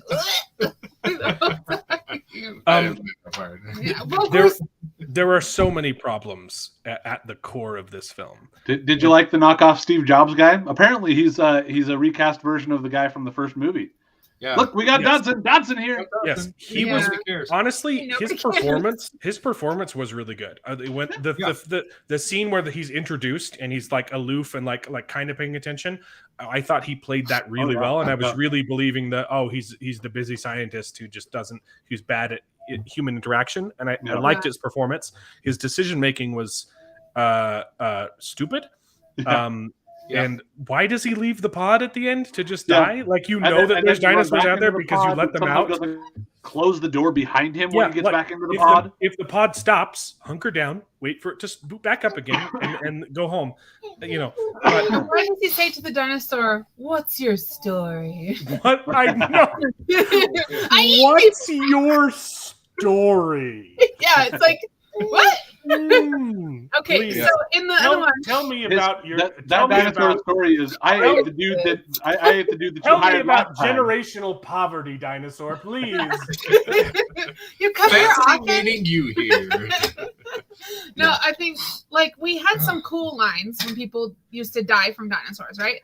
Like when oh gosh, I'm forgetting the character's name, but the really good archer that was in charge of the raptors in the original Jurassic Park. He's he's like, oh, clever girl, and that's like so quotable, you know. And then there's even in the second one, which I'm not like a humongous fan, or maybe it's the third one, but sorry, where he's like, wait, don't kill me, T-Rex, and then he just dies, right? Like I felt like those were more satisfying deaths of bad guys. This one was just like, I felt that. Sorry, my bad. Or stick. You want a stick? Stick, stupid. Yeah, that was great. But you, David, you said you really liked the opening from the now this documentary style. I hated it. Really? I liked the well okay. It was just really heavy-handed, and the CGI was awful. There were some really bad CGI in that scene, but the idea that there were like 20 dinosaurs that got released at the end of the second movie, and we don't know how long it's been specifically, but it can't have been too long because the girl is only a little bit older. I think it's 4 years. I would say 5 years maximum. Yeah. In 5 years, those 20 dinosaurs have repopulated the Earth with dinosaurs. To be honest, though, they've been teasing that dinosaurs have escaped into the real world since the first movie. Yeah. Like the very first movie, they're on this other island. They're on these other places. There are ways you could have made that work. You could have had a line that because they're clones, they have accelerated growth, and so that they're laying more eggs than they're supposed to. But they counter that in their own film because Blue has had one child. Right. And yet the other dinosaurs have... And there wasn't even that much variety of dinosaurs that were released at the end of the first one, and they've somehow repopulated the whole Earth. Yeah. So you know how long polar bears have been endangered? And do you know how many there are? It's a lot compared to the number of dinosaurs that were released at the end of movie 2. Okay, and you can't even pay. You can't even is a lot smaller circle than you can't even pay the polar bears to have sex. Okay, well, that's pandas. they're killing themselves off because they eat their own young, right? There is no way that these 20 dinosaurs could have repopulated the Earth. And on top of that, within a fortnight, every single one of those dinosaurs would have been killed by poachers and they would be mounted on someone's wall. Yeah. That's how the real world works. But the writers don't know how the real world works because they've never worked a day in their lives. Because somehow the 20 are actually 200 or 2,000. I agree with you. It's a little bit ridiculous, but the headcanon that I have in if my you head accept the premise, is it's still ridiculous. I agree with you. There shouldn't have been Because that the movie doesn't even accept their own premise. right. They go with a different idea. They go with the GMOs. That was my main issue with the thing. I didn't have a problem with the locusts overarching subplot. I think that is a really good sci-fi plot. You have an evil corporation. Not for a dinosaur movie. Yeah, I think it even fit in a dinosaur movie. I think it could have It was worked. a natural evolution of what do we do with this? We have the ability to manipulate DNA. What can we do with that? I think it's I still liked my evolution pitches of from that. last week, like Rise of the Planet of the Dinosaurs. The problem is that this is what I was alluding to last time. They released these locusts, and it's like, oh, it's going to be this big upheaval of our ecological system. You already have that with the dinosaurs being released into the world. Yeah, because they're gonna start overeating, and their food supply is gonna run out. No, It's why like aren't the you dinosaurs eating some you corn? didn't have to What's going on? you didn't have to introduce the subplot. It was already Exactly. there. So that's my thing. I didn't hate the subplot. I thought it even fit in a Jurassic Park film. Just not this one. Just not this one. This movie was supposed to be how do we learn to reconcile cope with ourselves dinosaurs? living in a world with dinosaurs? Yeah. And that's an awesome premise. And they didn't deliver. What's funny is they try and pretend that that's what this movie is about because it starts with that, and then the movie ends with the movie starts with, oh no, dinosaurs are among us. This is a bad thing. How will we coexist? And then the movie ends with dinosaurs are among us, and we've learned to coexist. Except that it was We're never kind of addressed learning in the how movie. to coexist. It was never addressed in the movie. Exactly. Nothing changed from the beginning and the ending, but they pretended like there was a resolution. Right. And that's why I liked the beginning Because of it. it's not what the movie was about. It has the news report, and it did allude in the news report that there were other dinosaurs from both of the islands, Isla Sorna and Isla Nublar. That doesn't make sense. Why? And I, in my headcanon, I was thinking, okay, we have this other corporation, not InGen, but Biosyn. and they're also simultaneously cloning dinosaurs. They have a whole bunch of other Why dinosaurs. would they that be haven't been released. releasing them into the wild? Right. How on earth were there have dinosaurs from the other island that got released into the wild? If you're I telling me think that it people went mentions- and poached them, they're going to keep them from themselves. They're not going to release them into the wild. They could get free. I think it mentions in there that they brought those dinosaurs to some habitat or some reserve or something. I don't know. So, anyways, I liked the opening. It set up that premise, like saying, "Oh, this is going to be like a survival movie with dinosaurs on it, post-apocalyptic thing. How do we live with dinosaurs in our world?" And then when they go on and introduce all the characters, and it kept doing on that. That was really awesome, right? You have attack it from an environmentalist perspective. They're like, oh, they're treating them inhumanely. Let's go free them. Okay, fine, whatever. That's a cool subplot. Then you have them farming. Owen treating them like the cattle. dinosaurs, even though it's like 3 times the size of a horse. It Is would not ridiculous. work But it was a that cool way. visual, right? Mhm. And then you get to the Silly locust, and it's visual. like, oh, okay, what? There's dinosaur DNA locusts. Yeah. It's like they had all these good ideas. I'm like, oh, it would look cool to ride a dinosaur. Let's put some saddles on some things. And then they had like a bunch of other cool things that could have worked if they had explored it, but they were just so lazy that they just like grabbed somebody else's sci-fi movie and stuck it in. Yeah. The So Did best. you see the pitch meeting for it? No, I haven't. I Yeah, haven't watched it yet. it's brilliant. It's perfect. The best part of the movie though was when it turned into a James Bond movie.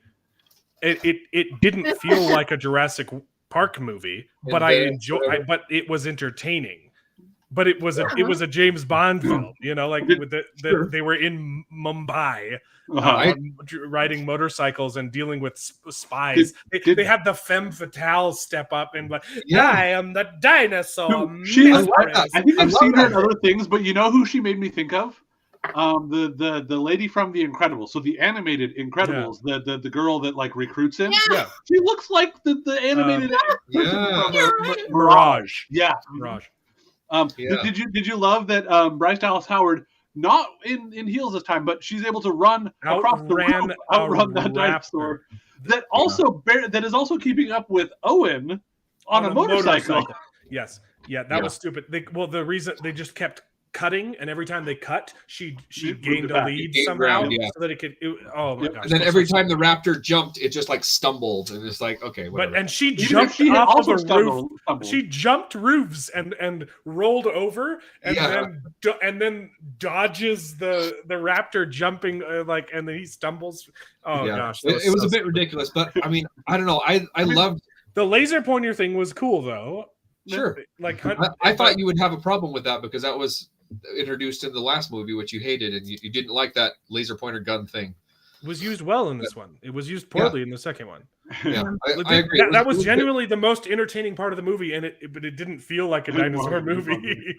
I loved it. That's kind of what I wanted. I love seeing that underground, like these people are illegally doing dinosaur fights and they're roasting up dinosaurs. Like, yes, this is what I want.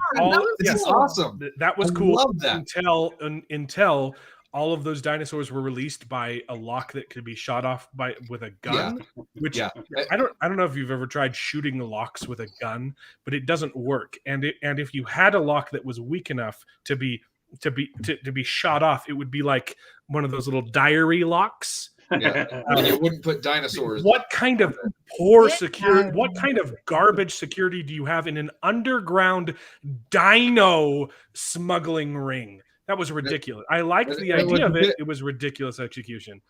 I agree. I think it was ridiculous. Jurassic World with the how we got them in the cages and just having to dodge out of the way.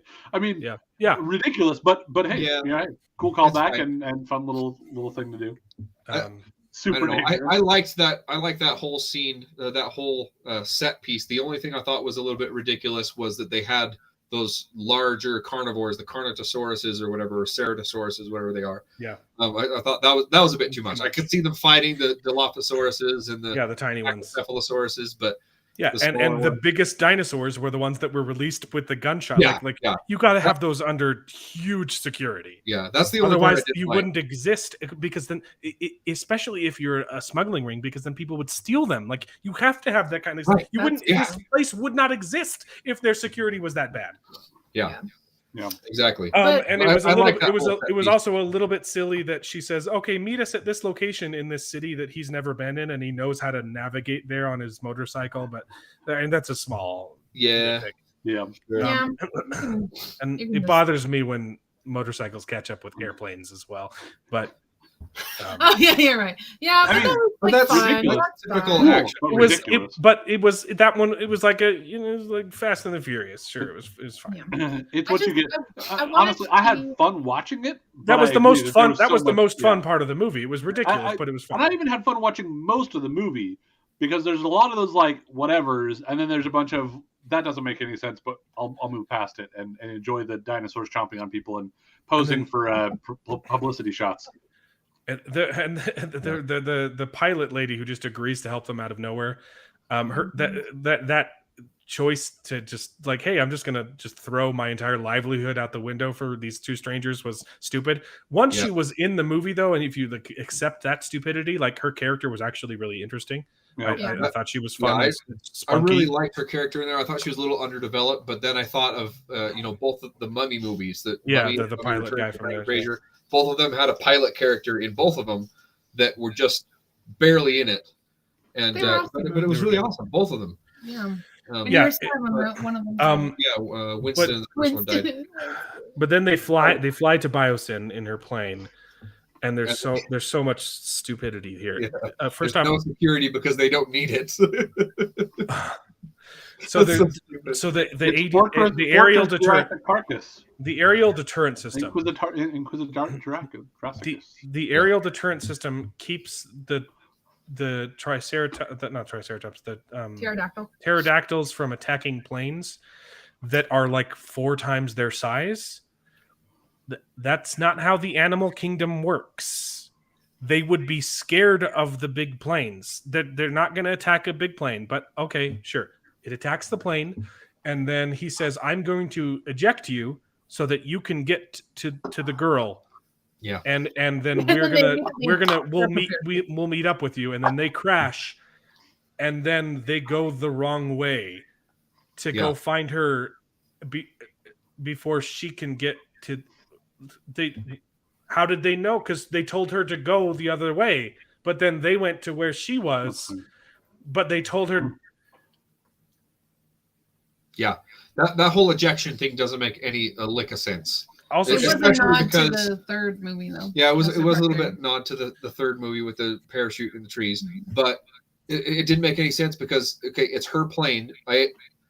Barring the decision, the illogical decision for her to throw everything out and go help them, she gives this other girl that she's never met till just now the only parachute, and is just going to crash land the plane. It's like, and then they crash into a lake of ice.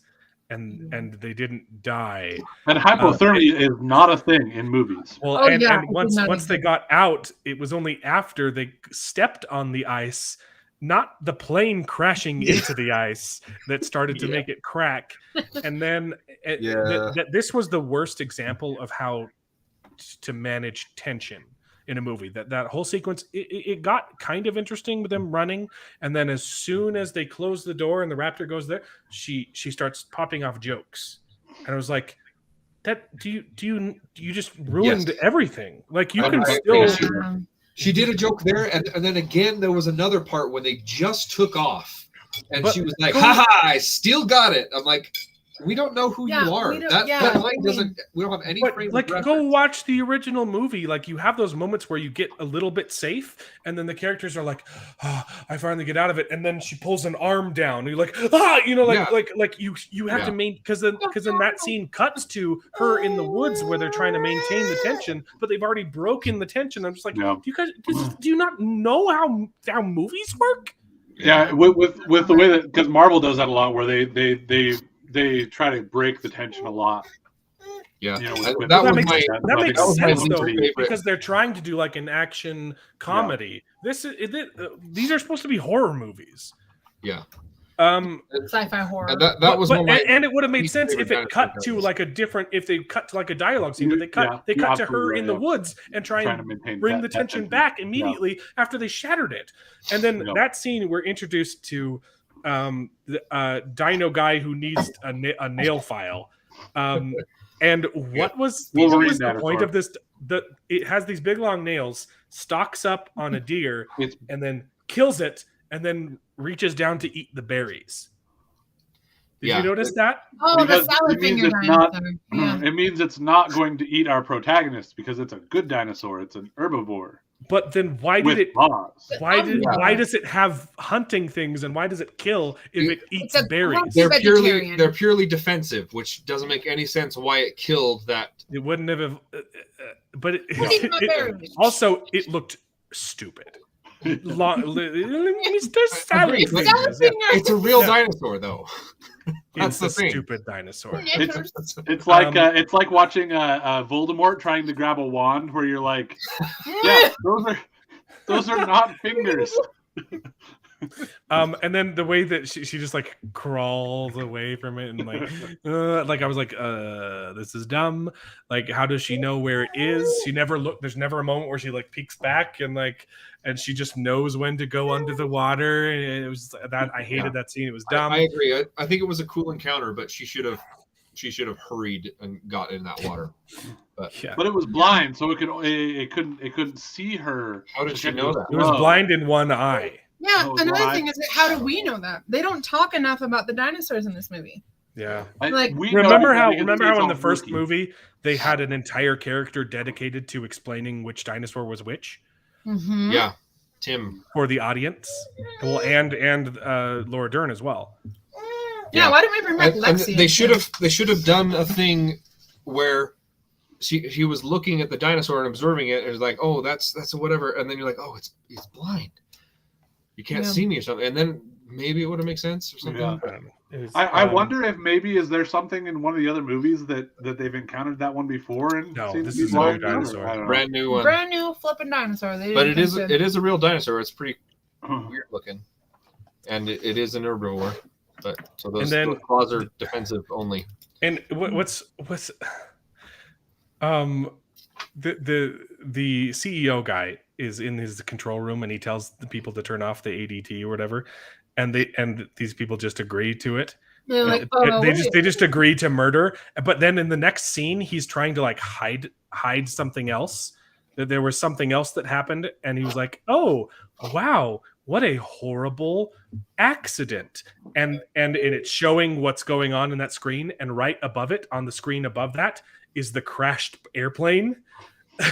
When you're like, oh, so that one wasn't an accident, but this one definitely is. And these people are just like, why would anyone agree to do any of this? Mm-hmm. Yeah. No human would ever say, okay, I'm fine with ordering these people's deaths. This isn't like an evil corporation. This is a capitalist. Like, he's not a god emperor. He's just a CEO. Yeah. People don't agree to murder for their CEO, for their boss. Yeah, you're absolutely They right. tried about to that. write it off like, oh, they manipulate you by giving you all these promotions, and then you feel like you owe them something, and Not murder. yeah, not murder. That's a huge leap. Yeah, It was just so funny. He's like, "Oh man, I forget what it was that was happening." It was this. There was a second accident, and he's like, "Wow, I can't believe that." The train shut down. What? The train stopped working, and in the shot is the crashed airplane that no one is concerned about. The part about that confused me was it made me think that he knew that the one other guy who's like second in command, he's basically me, just more handsome and taller or whatever, that he had figured out that guy was actually but that he had figured out that guy was working against him, but then he's still surprised when he was working against him, and it's like, right, yeah, that character was so confusing because he's introduced like an intern, exactly. And then at the end of the movie, he's like, "Oh, it's just you and me. You and me. 500 years, 100 years of Rick and Morty. We'll start a new company." First off, why would he need to start a new company? He still has this company. He just needs to get the dinosaurs out of the building. Yeah. But like, it's you. I gave you so many promotions. You were like, but like, who was this character? He added nothing to the story. That should have been Wu, Dr. Wu. Yes. And and the main guy. That should have been their conversation. No. Oh, and the CEO. Yeah. The CEO and Dr. Wu should have been having that conversation. Exactly. And if you remember from last time, I said there was one particular character that I don't know. I knew that's who you're talking about in that film.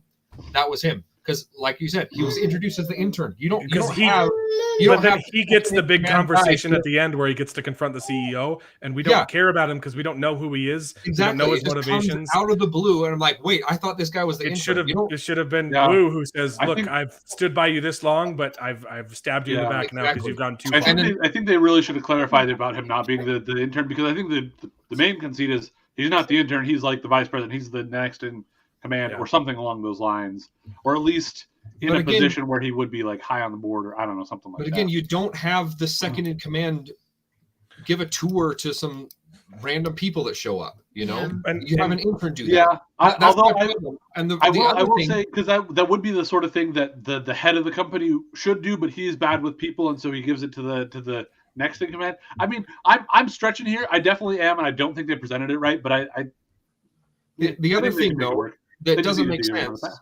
and why I agree with my wife that it should have been Wu in that position, because so we realize with the girl, she meets him, she runs away from him, and then the next time she sees him, she says, "It's okay, I trust him." The girl runs away from Wu. He tells her plans. He's like, "I'm going to fix this locust thing. I'm a good guy. I'm trying to fix my problem." And she runs away. Literally nothing changes. And then she says, "It's okay, we can trust him." She says, "Oh, I trust him." Yeah. Nothing changes. So I think if his character had the redemption arc, it had the role of this other character who was pointless, then she would have said, "Oh, okay, now we can trust you." Yeah, it was you. It was you who fed us the information. That you then now we realize that you actually are trying. They need more characters. They need to fill in more characters. Why? There were so many characters in this movie. They wanted more characters for more representation and stuff like that.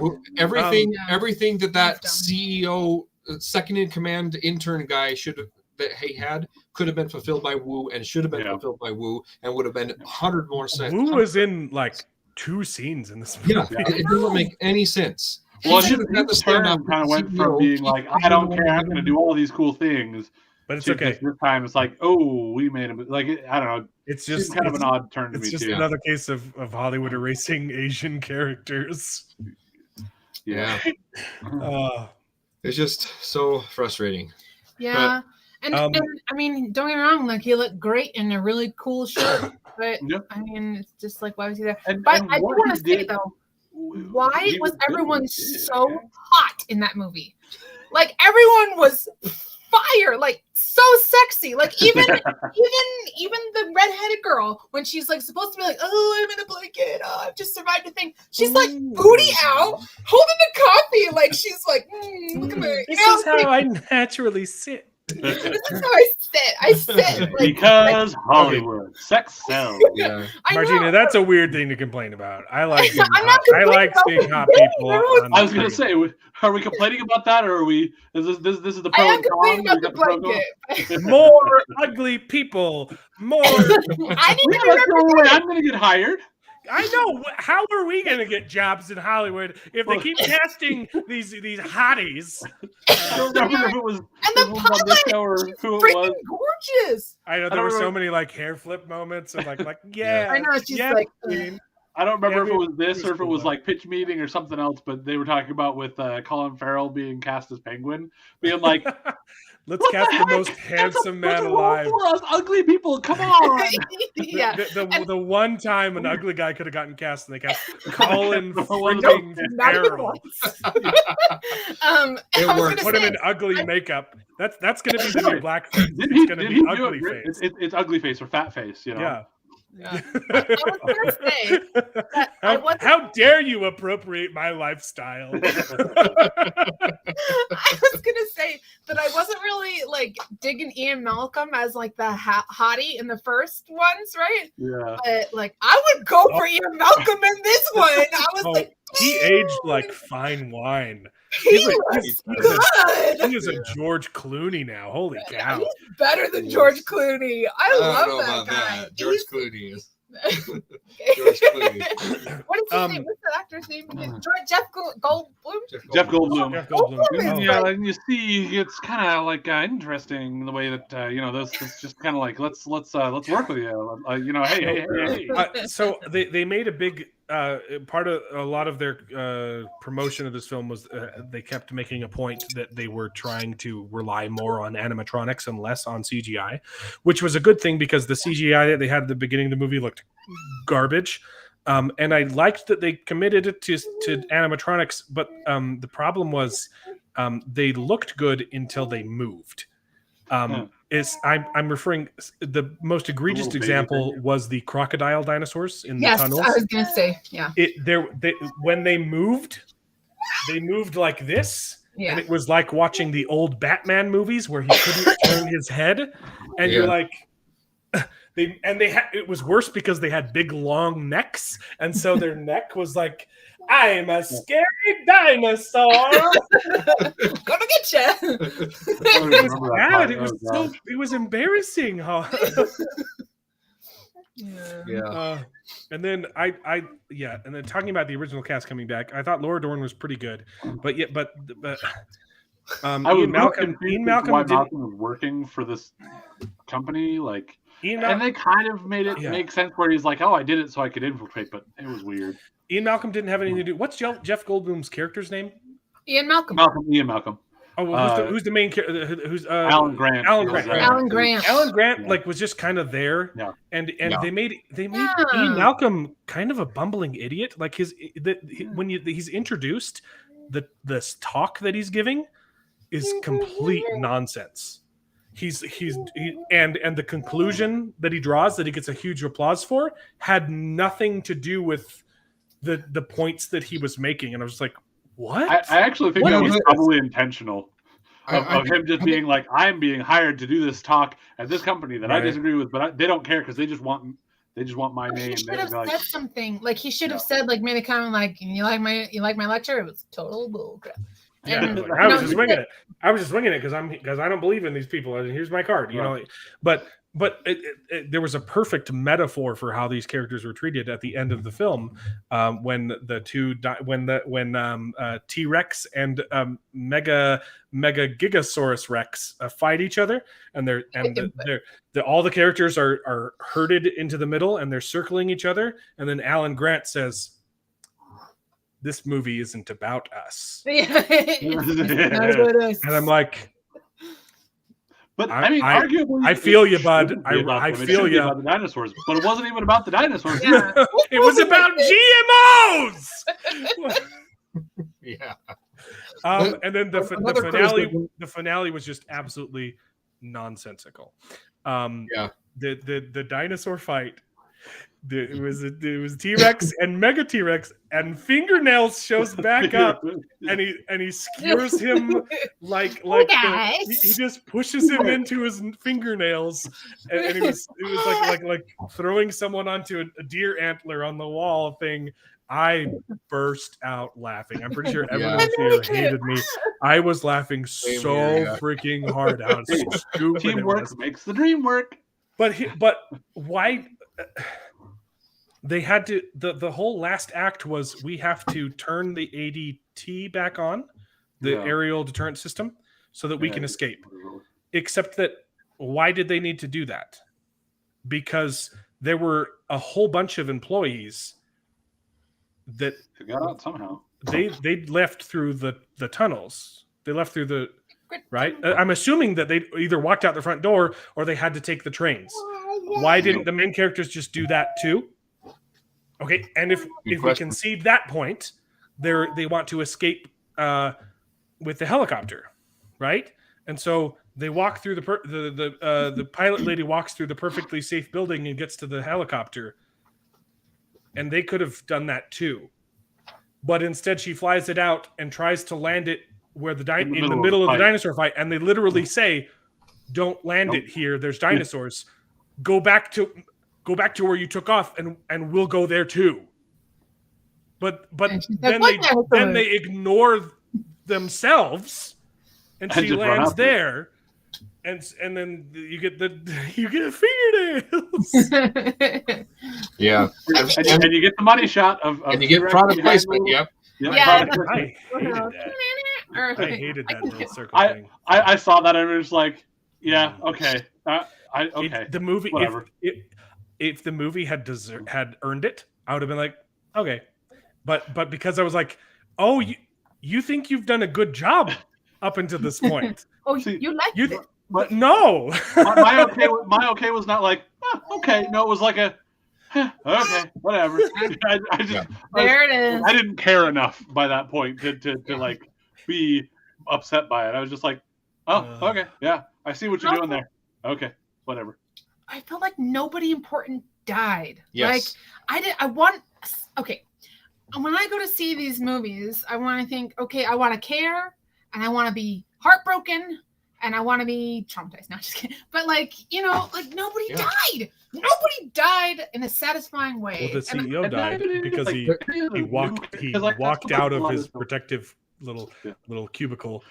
A lot of times they'll introduce these new characters to kill off the new characters that they think we're going to get attached but to. even those guys didn't even do that. Okay. That was the problem. There was a whole scene with all 6 of the main characters together, and you're just like, nobody's going to die because they're all main characters. Yeah. Like, and then the part that really irked me was when they have the CEO. He's packing up all his crap, and they show the shaving cream bottle, and I was like, no, that was good. You're right. It doesn't make sense if you remember this shaving cream bottle from the first movie. Well, this guy has it. First off, why would he need it? Because he has real dinosaurs. He doesn't need those. Can. How did he get it? That can would have been impossible to recover. It would have been buried in miles of mud. Yep. And it doesn't have a tracking system on it. They would have to They would have to go through. They would have to scour the entire island with a metal detector. And every time it beeped, they would have to excavate there, and there is no possible way that thing was ever recovered. I hear you, but it was recovered.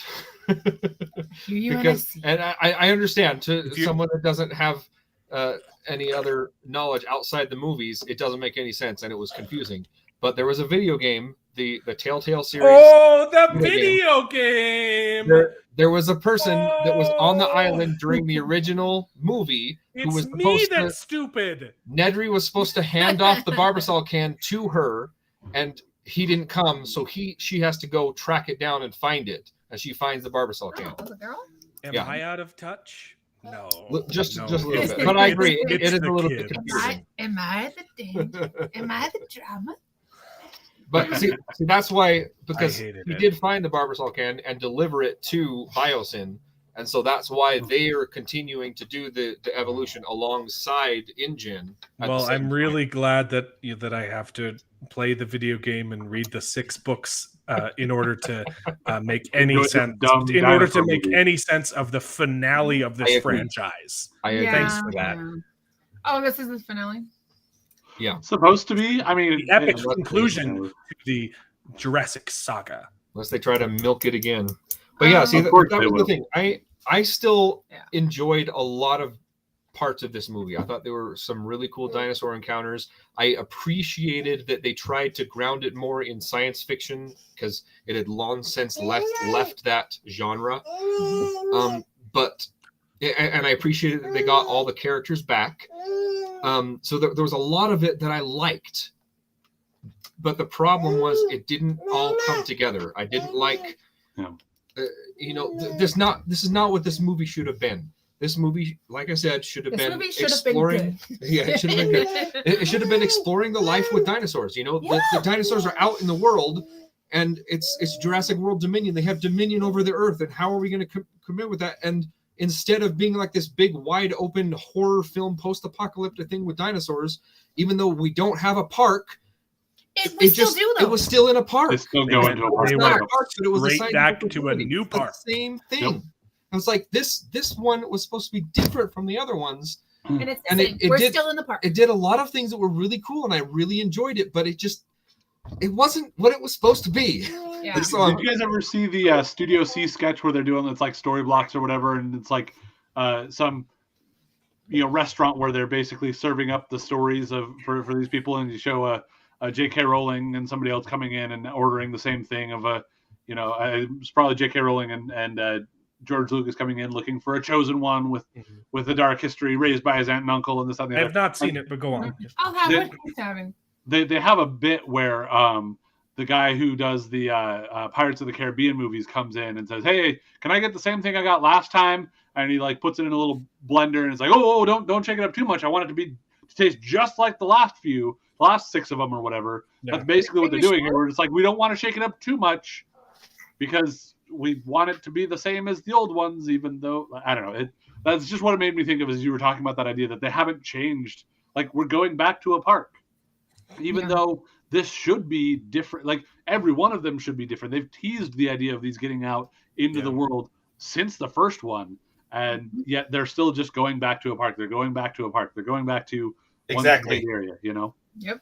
So, I didn't have a great time at the theater. I was laughing my head off at how stupid it was, and I felt bad for the people sitting close to me, and I apologized afterwards. I'm like, I'm sorry if it affected your enjoyment of this film, but I just couldn't. It was so dumb. What'd they say? They're like, don't worry about it. It was pretty bad. You ruined our life, but don't worry about it. No, they were like, it wasn't that great. To me, I look at it, and it's been a while. I've seen each of the other movies once, and I don't remember a ton about the last one. The thing that bugs me the most about the last one was the whole final decision of she's just like, nope, I'm going to save them, and nobody else cares to stop her at all. So that being the biggest problem that I hated about that last one, I felt like this one had a lot of cool, fun things about it, like the last one did. There were a few more wait, what? Huh? That doesn't make sense. But you just had to make it happen to make all the characters be together. Yeah.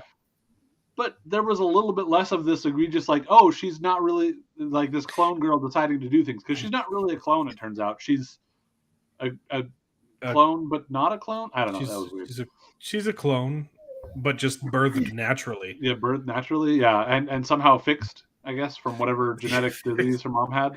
But if she was still alive to fix her daughter's disease, why didn't she fix her own? I don't know. Because it didn't show her doing it. It didn't show her doing it like in the in utero. It showed her giving her shots while she was still alive. So that's a good point. So why didn't she fix herself too? Because her daughter was the test too. She was the test, and then if it worked, she was going to do it on her, but she ran out of time. I don't know. If you're gonna die, pull a Osborn. Become Green Goblin. No. If you're gonna die, at least go evil first. We do still have a listener. I didn't know if Jacob had ditched out on us too. Good old Jacob. Sorry. Yeah. Oh man. It was weird because she is still a clone, but they were talking about how she's not just a clone, but she kind of is still a clone, just like the dinosaurs. Whatever. Yeah, and I just thought of something. I feel like these characters, once these dinosaurs were released into the world and their reports were coming that they were being seen, I feel like they would have reached out to each other anyway. Because, like, oh crap, they're out, Ellen! Oh my god! And this is the first time they're talking. Yeah, it's like I feel like they would have been like, crap, what are we gonna do? Like they're, I just feel like they would have just reconnected anyway because of the dinosaur situation. They didn't need this whole insect plot. The most awkward scene in the whole movie was the one that you hated, but right after it, when the meet cute where they fell on top of each other, and then the girl walks up and just like talks to them like, "Oh, you guys are people. You guys are people from the first movie. Let's team up." And it was just like that conversation was so awkward. Like, how do you know that you're on the same side? They're dressed up as the baddies. Oh, I can tell that you're not baddies because you fell on top of each other. Yeah. So like I mean, so it kind of makes some sense that she would recognize them as having been involved with the first one. It was weird, but yeah. I don't know. Yeah, I much think they would have been. She would have been like, "Oh my gosh!" Like thought that she walked in on something more than it was, and like, but still, I'm surprised that they didn't use the little girl for little girl Jurassic stuff like they always do. She was like never chased by a dinosaur. Yeah. You always take the little kid and have it, do a little like, are we gonna kill a kid? Are we gonna do it? Yeah. No. They do it in the books, but we're not gonna kill a kid. I don't know. I don't think they kill a kid. But come on, you gotta tease them a little. You gotta tease us some. You gotta scare infanticide. Give it, Yeah. There were jump scares. I mean, and I'm a sucker for those because I always scream whenever there's a jump scare. But like, there wasn't like a, on edge of your seat type of tension. Like Alan was saying, they didn't manage the tension very well. There was like barely any dinosaur-human interaction. Yeah, not a ton. Just a few, like, oh, there's one, and then we got this one, and then we got this one. It just felt like too on schedule. Yeah. Being at the park without being at the park, kind of thing. Yeah. Also, their protocols are pretty. The company's protocols were very confusing. If there's the protocol, then you have to bring them into the campus. I don't know. But what if the fire spreads to the campus? I'd like. I think they brought them into the area to separate them into their own pens or something. And they introduced that they were all chipped too, and then they only used it to bring them inside, and like they could have done something cool with have a little control your dinosaurs. That would have been a much better plan for the CEO to try and kill these guys rather than completely implicate himself and say, no, let's just straight up make their plane crash and turn off their pod. Use the microchip in one of the dinosaurs to eat them because that would have been much more believable and explainable. The laser wasn't their technology, you said? It's called. I don't know. Laser could have worked too. I don't know. Oh yeah, bring back the laser. Well, that was like the black market Oh, stuff. So, yeah. but yeah, Yeah, use the that chip. did Show damage us that. the chip thing. You introduced the chip. Use it. That's got a way more plausible deniability than no. I turned off the thing so that their ship would crash. And what even is And it? then Is it and like then a I saw them drowning in an ice lake, and I didn't send help. Yeah. Yeah. It I was did weird. like that scene where there's like a dinosaur and dinosaurs like come out the rocks like, ooh, what's up? And then Chris Pratt says, "Oh, this guy." Whenever he goes under the water, I thought that was at least like on par with the humor of Jurassic Park. Oh God, here we go again, dinosaur. I forgot the stupidest part of the movie was when Owen chokes out a dinosaur. He literally does a wrestling move. It's just the Dilophosaurus. I like it because he's like And then he big old arm, pile like, drives it. man. Oh, and then he gets up on the ropes. Like, oh my gosh. I thought it was fine, but that I scene liked should have it. played out differently. She pushed the button to have the ladder come down. She should have pushed the button again so the ladders come up and then run after it to try and get. And then the dinosaurs attack her, and then Owen comes in or whatever. Yeah, I didn't mind her. use the chip and tell the dinosaurs to do this. Get on to 66. That's good. That's good. All right. That Well, was another issue with the first Jurassic World too. Is they said they have all the dinosaurs have these chips, and they're like, oh no, the big old hybrid he ripped figured out it how to out, and then rip they it just out. forget about all the other dinosaurs having chips when all of the parasaurs are attacking Yeah. all the. And everybody can stop a dinosaur with their hand. Oh, I know. Everyone does it. They all 5 of them were doing it. I'm like, Whoa. but these Yeah. weren't even the dinosaurs that had been trained. Exactly. Yeah, you know what'd be hilarious if she would have been like, "Stop, eyes on me," and then the raptor just like bites her hand off. Yeah, Yeah. Honestly, I would have been like, as stupid as it is, I would have been cool with it if the little girl had done it, because okay, sure, she's like them and she's been with Owen, Yeah. but like Yeah. the rest of them, no. I mean, it would have been dumb, a little bit dumb with her, but like I could buy it, but all of them being like, we're gonna do it too, yeah. It was silly, and then they had the girls That poor team up horse to was at the beginning with Owen. shut off the power, and then they ended up shutting it off with an axe. And for some reason, the power room was the exact same room as the locust incubator. Well, they got out. They went up. They left the build. Oh, the locusts on fire was the stupidest thing I've ever. I don't know if you know anything about grasshoppers, but have you seen their wings? They're like tracing paper, but thinner. Yeah. They would have Like instantly melted. They These would not are have been able to fly. locusts, and they're like mega locusts. When they're on Yeah. fire, they would not be able to fly.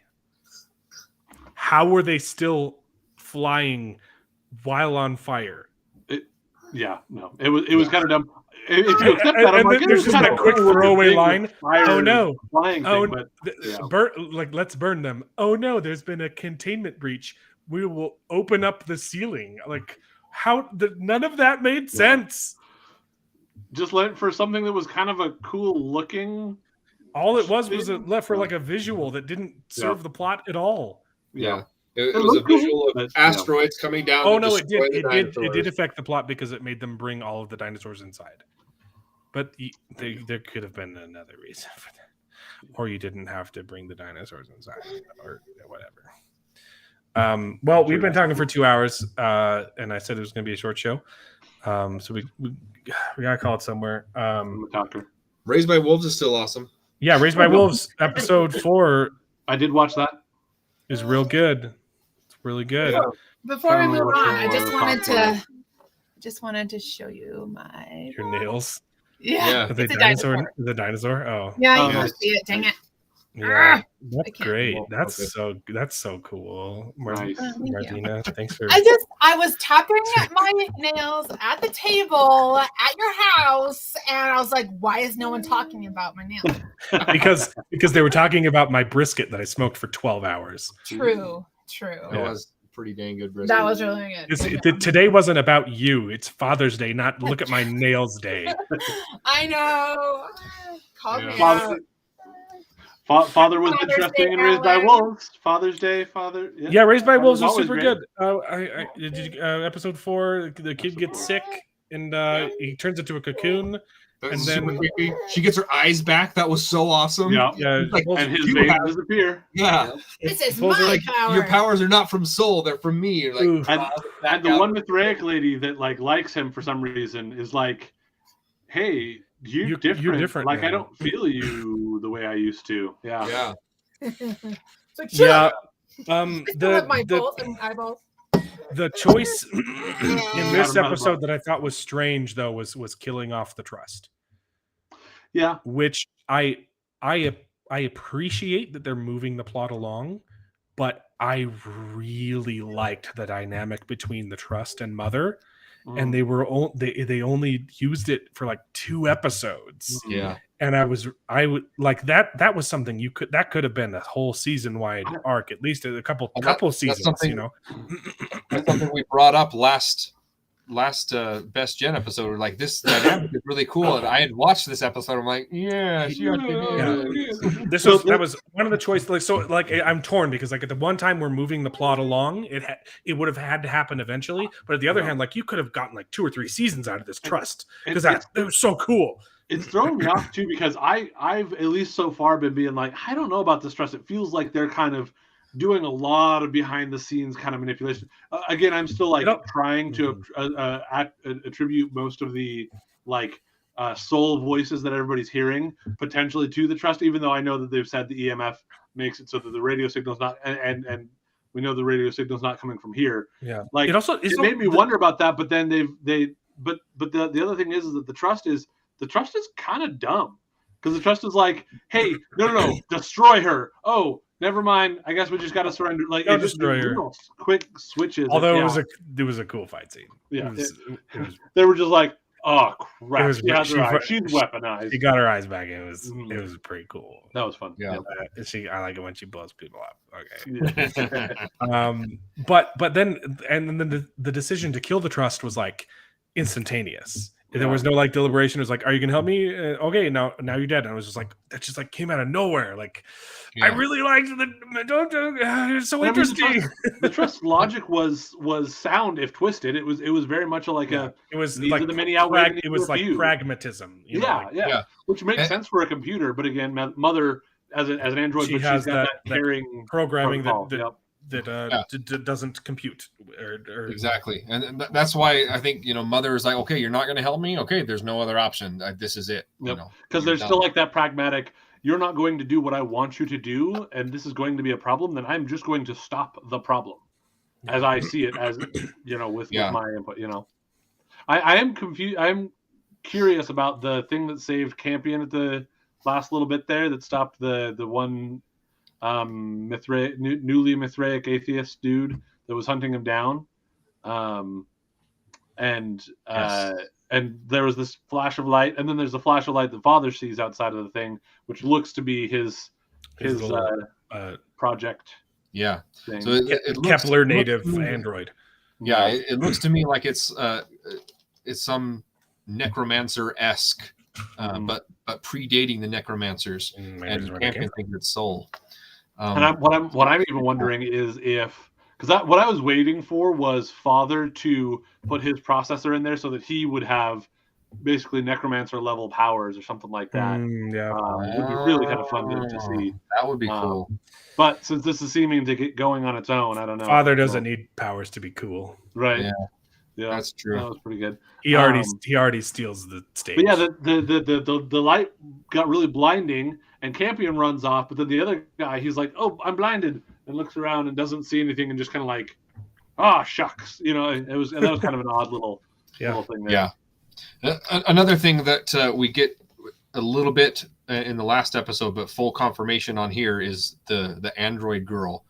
when she's going to deactivate her. It's like, Yeah. are you going to break my neck again? Yeah, you're gonna break my neck again. Oh my goodness, that's so good. And it was an interesting little bit there. It was a little clunky, but they're like, you're hurting me. You're just hurting yourself because she like slashed her face and stabbed herself in the hand.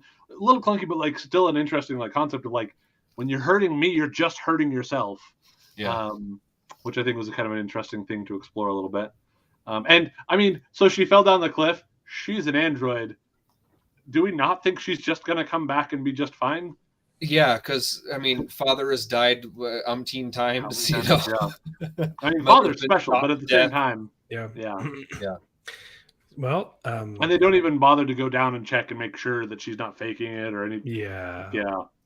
Yeah. I don't Well, know. Can Maybe you come back to it. cross her and repair her later or something? I don't know. We'll see. It comes back. It comes back up.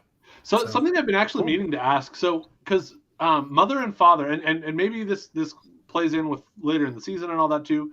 But mother and father talk about the prophecy, but again, they've been programmed to be atheists. So Yes. they're talking about Campion maybe fulfilling that prophecy, but that they don't believe because they're atheists. And then of course we start getting the Mithraic coming in and talking about, is it Paul, is it Campion, is it Right. Marcus? But like They definitely know what the prophecy is. You know, they know what the religion. yeah, but it was almost like there. But do you think that Campion could be fulfilling that prophecy? I don't know. They haven't talked about it in a long time, so maybe they've dropped that. But it was kind of an interesting thing that I remember. I don't remember mother and father ever talking about it. Yeah, I don't remember. I thought I remembered them talking about it. It was early on season 1, and since I had to kind of binge to catch up with you guys, but it's still also now been a number of weeks since I watched that. But I remember seeing that and being like, wait a second, because obviously they were created by Mithraics. The Mithraics create the androids, but then our androids are the necromancers for sure. the necromancers, at least. Yeah. But then the atheists don't trust at least the necromancer because they're created by Mithraics. But And they frequently distrust androids. most androids, yeah. But then now the Mithraics are distrusting the androids. Yes. Because they're Marcus Thraics. Because he's been reprogrammed, yes. Yeah. And because he was an atheist too. Yep. But anyways, really good. Really excited to. Isn't the Paul cocoon gross? Yeah. Oh, so disgusting. Gross. It's because it's bumpy. At first it's just like like spores on his thing, but then it's just encompasses all of him in like a cocoon sack thing. Is like, it's so gross. So, David, you've already watched through episode 5 at least already? I think I've watched episode 5 too. I didn't take notes on episode 5, Okay. but I'm not remembering what happened because what I remember right here is I don't remember anything further. So I don't. Maybe I'm it was most just curious because I'm sitting here going like I can watch just one episode and I don't want to get ahead of the discussion. But at the same time, I'm like, hey, if other people are ready to move forward on the discussion, I can watch more. But, well, I've seen it all. I know you've seen it all. I haven't taken notes on it all, but I guess my like detailed notes don't matter anymore. If we're not going to get season 3. But it's still so good. I don't remember if I've seen 5 or not, but I don't have. I'll watch 5 for next week. You guys know what trypophobia is? Mm-hmm. Yes. Yeah, that gets me. Yep. Yes. I don't like bumps and I don't like holes. It gets my wife. Anyway, it gets my wife every now and then with trypophobia there. But in particular, it's usually where it has depth because we have bed sheets that have beehive shape on them, and that doesn't bother her. But there are other things that have that beehive shape that it does, and even other things that don't have as obvious of depth, but they just have a little bit of like fake depth, and it messes with her. She's like, "Ooh, I hate it." You don't know what's in there. It's especially if it's on skin. Yep. The Black Panther, Michael B. Jordan with his little like dots from that one tripped a lot of people up with the trypophobia or tryptophobia or whatever it is. Trypophobia. Well, anyways, good stuff. What a trip. Finale was good. I enjoyed Miss Marvel. Yeah. I'll have to watch that. I got too much to watch. I gotta get back to watching Orville because that started and that's when I gotta catch up on. Baby. Oh, the Orville. Look, I can't start, but I've seen all 3 episodes and Star Trek is back, baby. It's Now- so it's I don't so know. it's a sci-fi. It's so It's actually Yeah. sci-fi. We don't I need to hate get it. another It tangent. makes Star Yeah. Trek. It makes We Star tried Trek to say so goodbye to much him. worse. Yeah. Star Trek is I- awful. Star Trek is terrible. And, But the and Orville is now. this show is absolutely brilliant. Episode 1 Of season 3. is one of the most profound things I've ever seen on screen. Mm-hmm. It covers a topic that I'm not going to spoil because it would spoil the topic. That is very like ballsy to talk about. I think I've even heard, but yeah. And covers it so well. There's one line in that show that I was just like, that is so good. And like, it's a great message. It's beautiful. Have a great Father's Day. I'll talk some Orville next week. I'm going to do some individual reviews. I'm the also episode. looking at starting up on The Boys season 3 because I've watched the first 2 seasons. But Well, thanks for tuning in. We'll see you next week. We got the finale of Kenobi, and I'm working on a special video for you guys because I hate it and it's excited. Should be fun. Noted Alrighty. by Ray. We'll see you next week. Happy dads. Bye, Father's Day.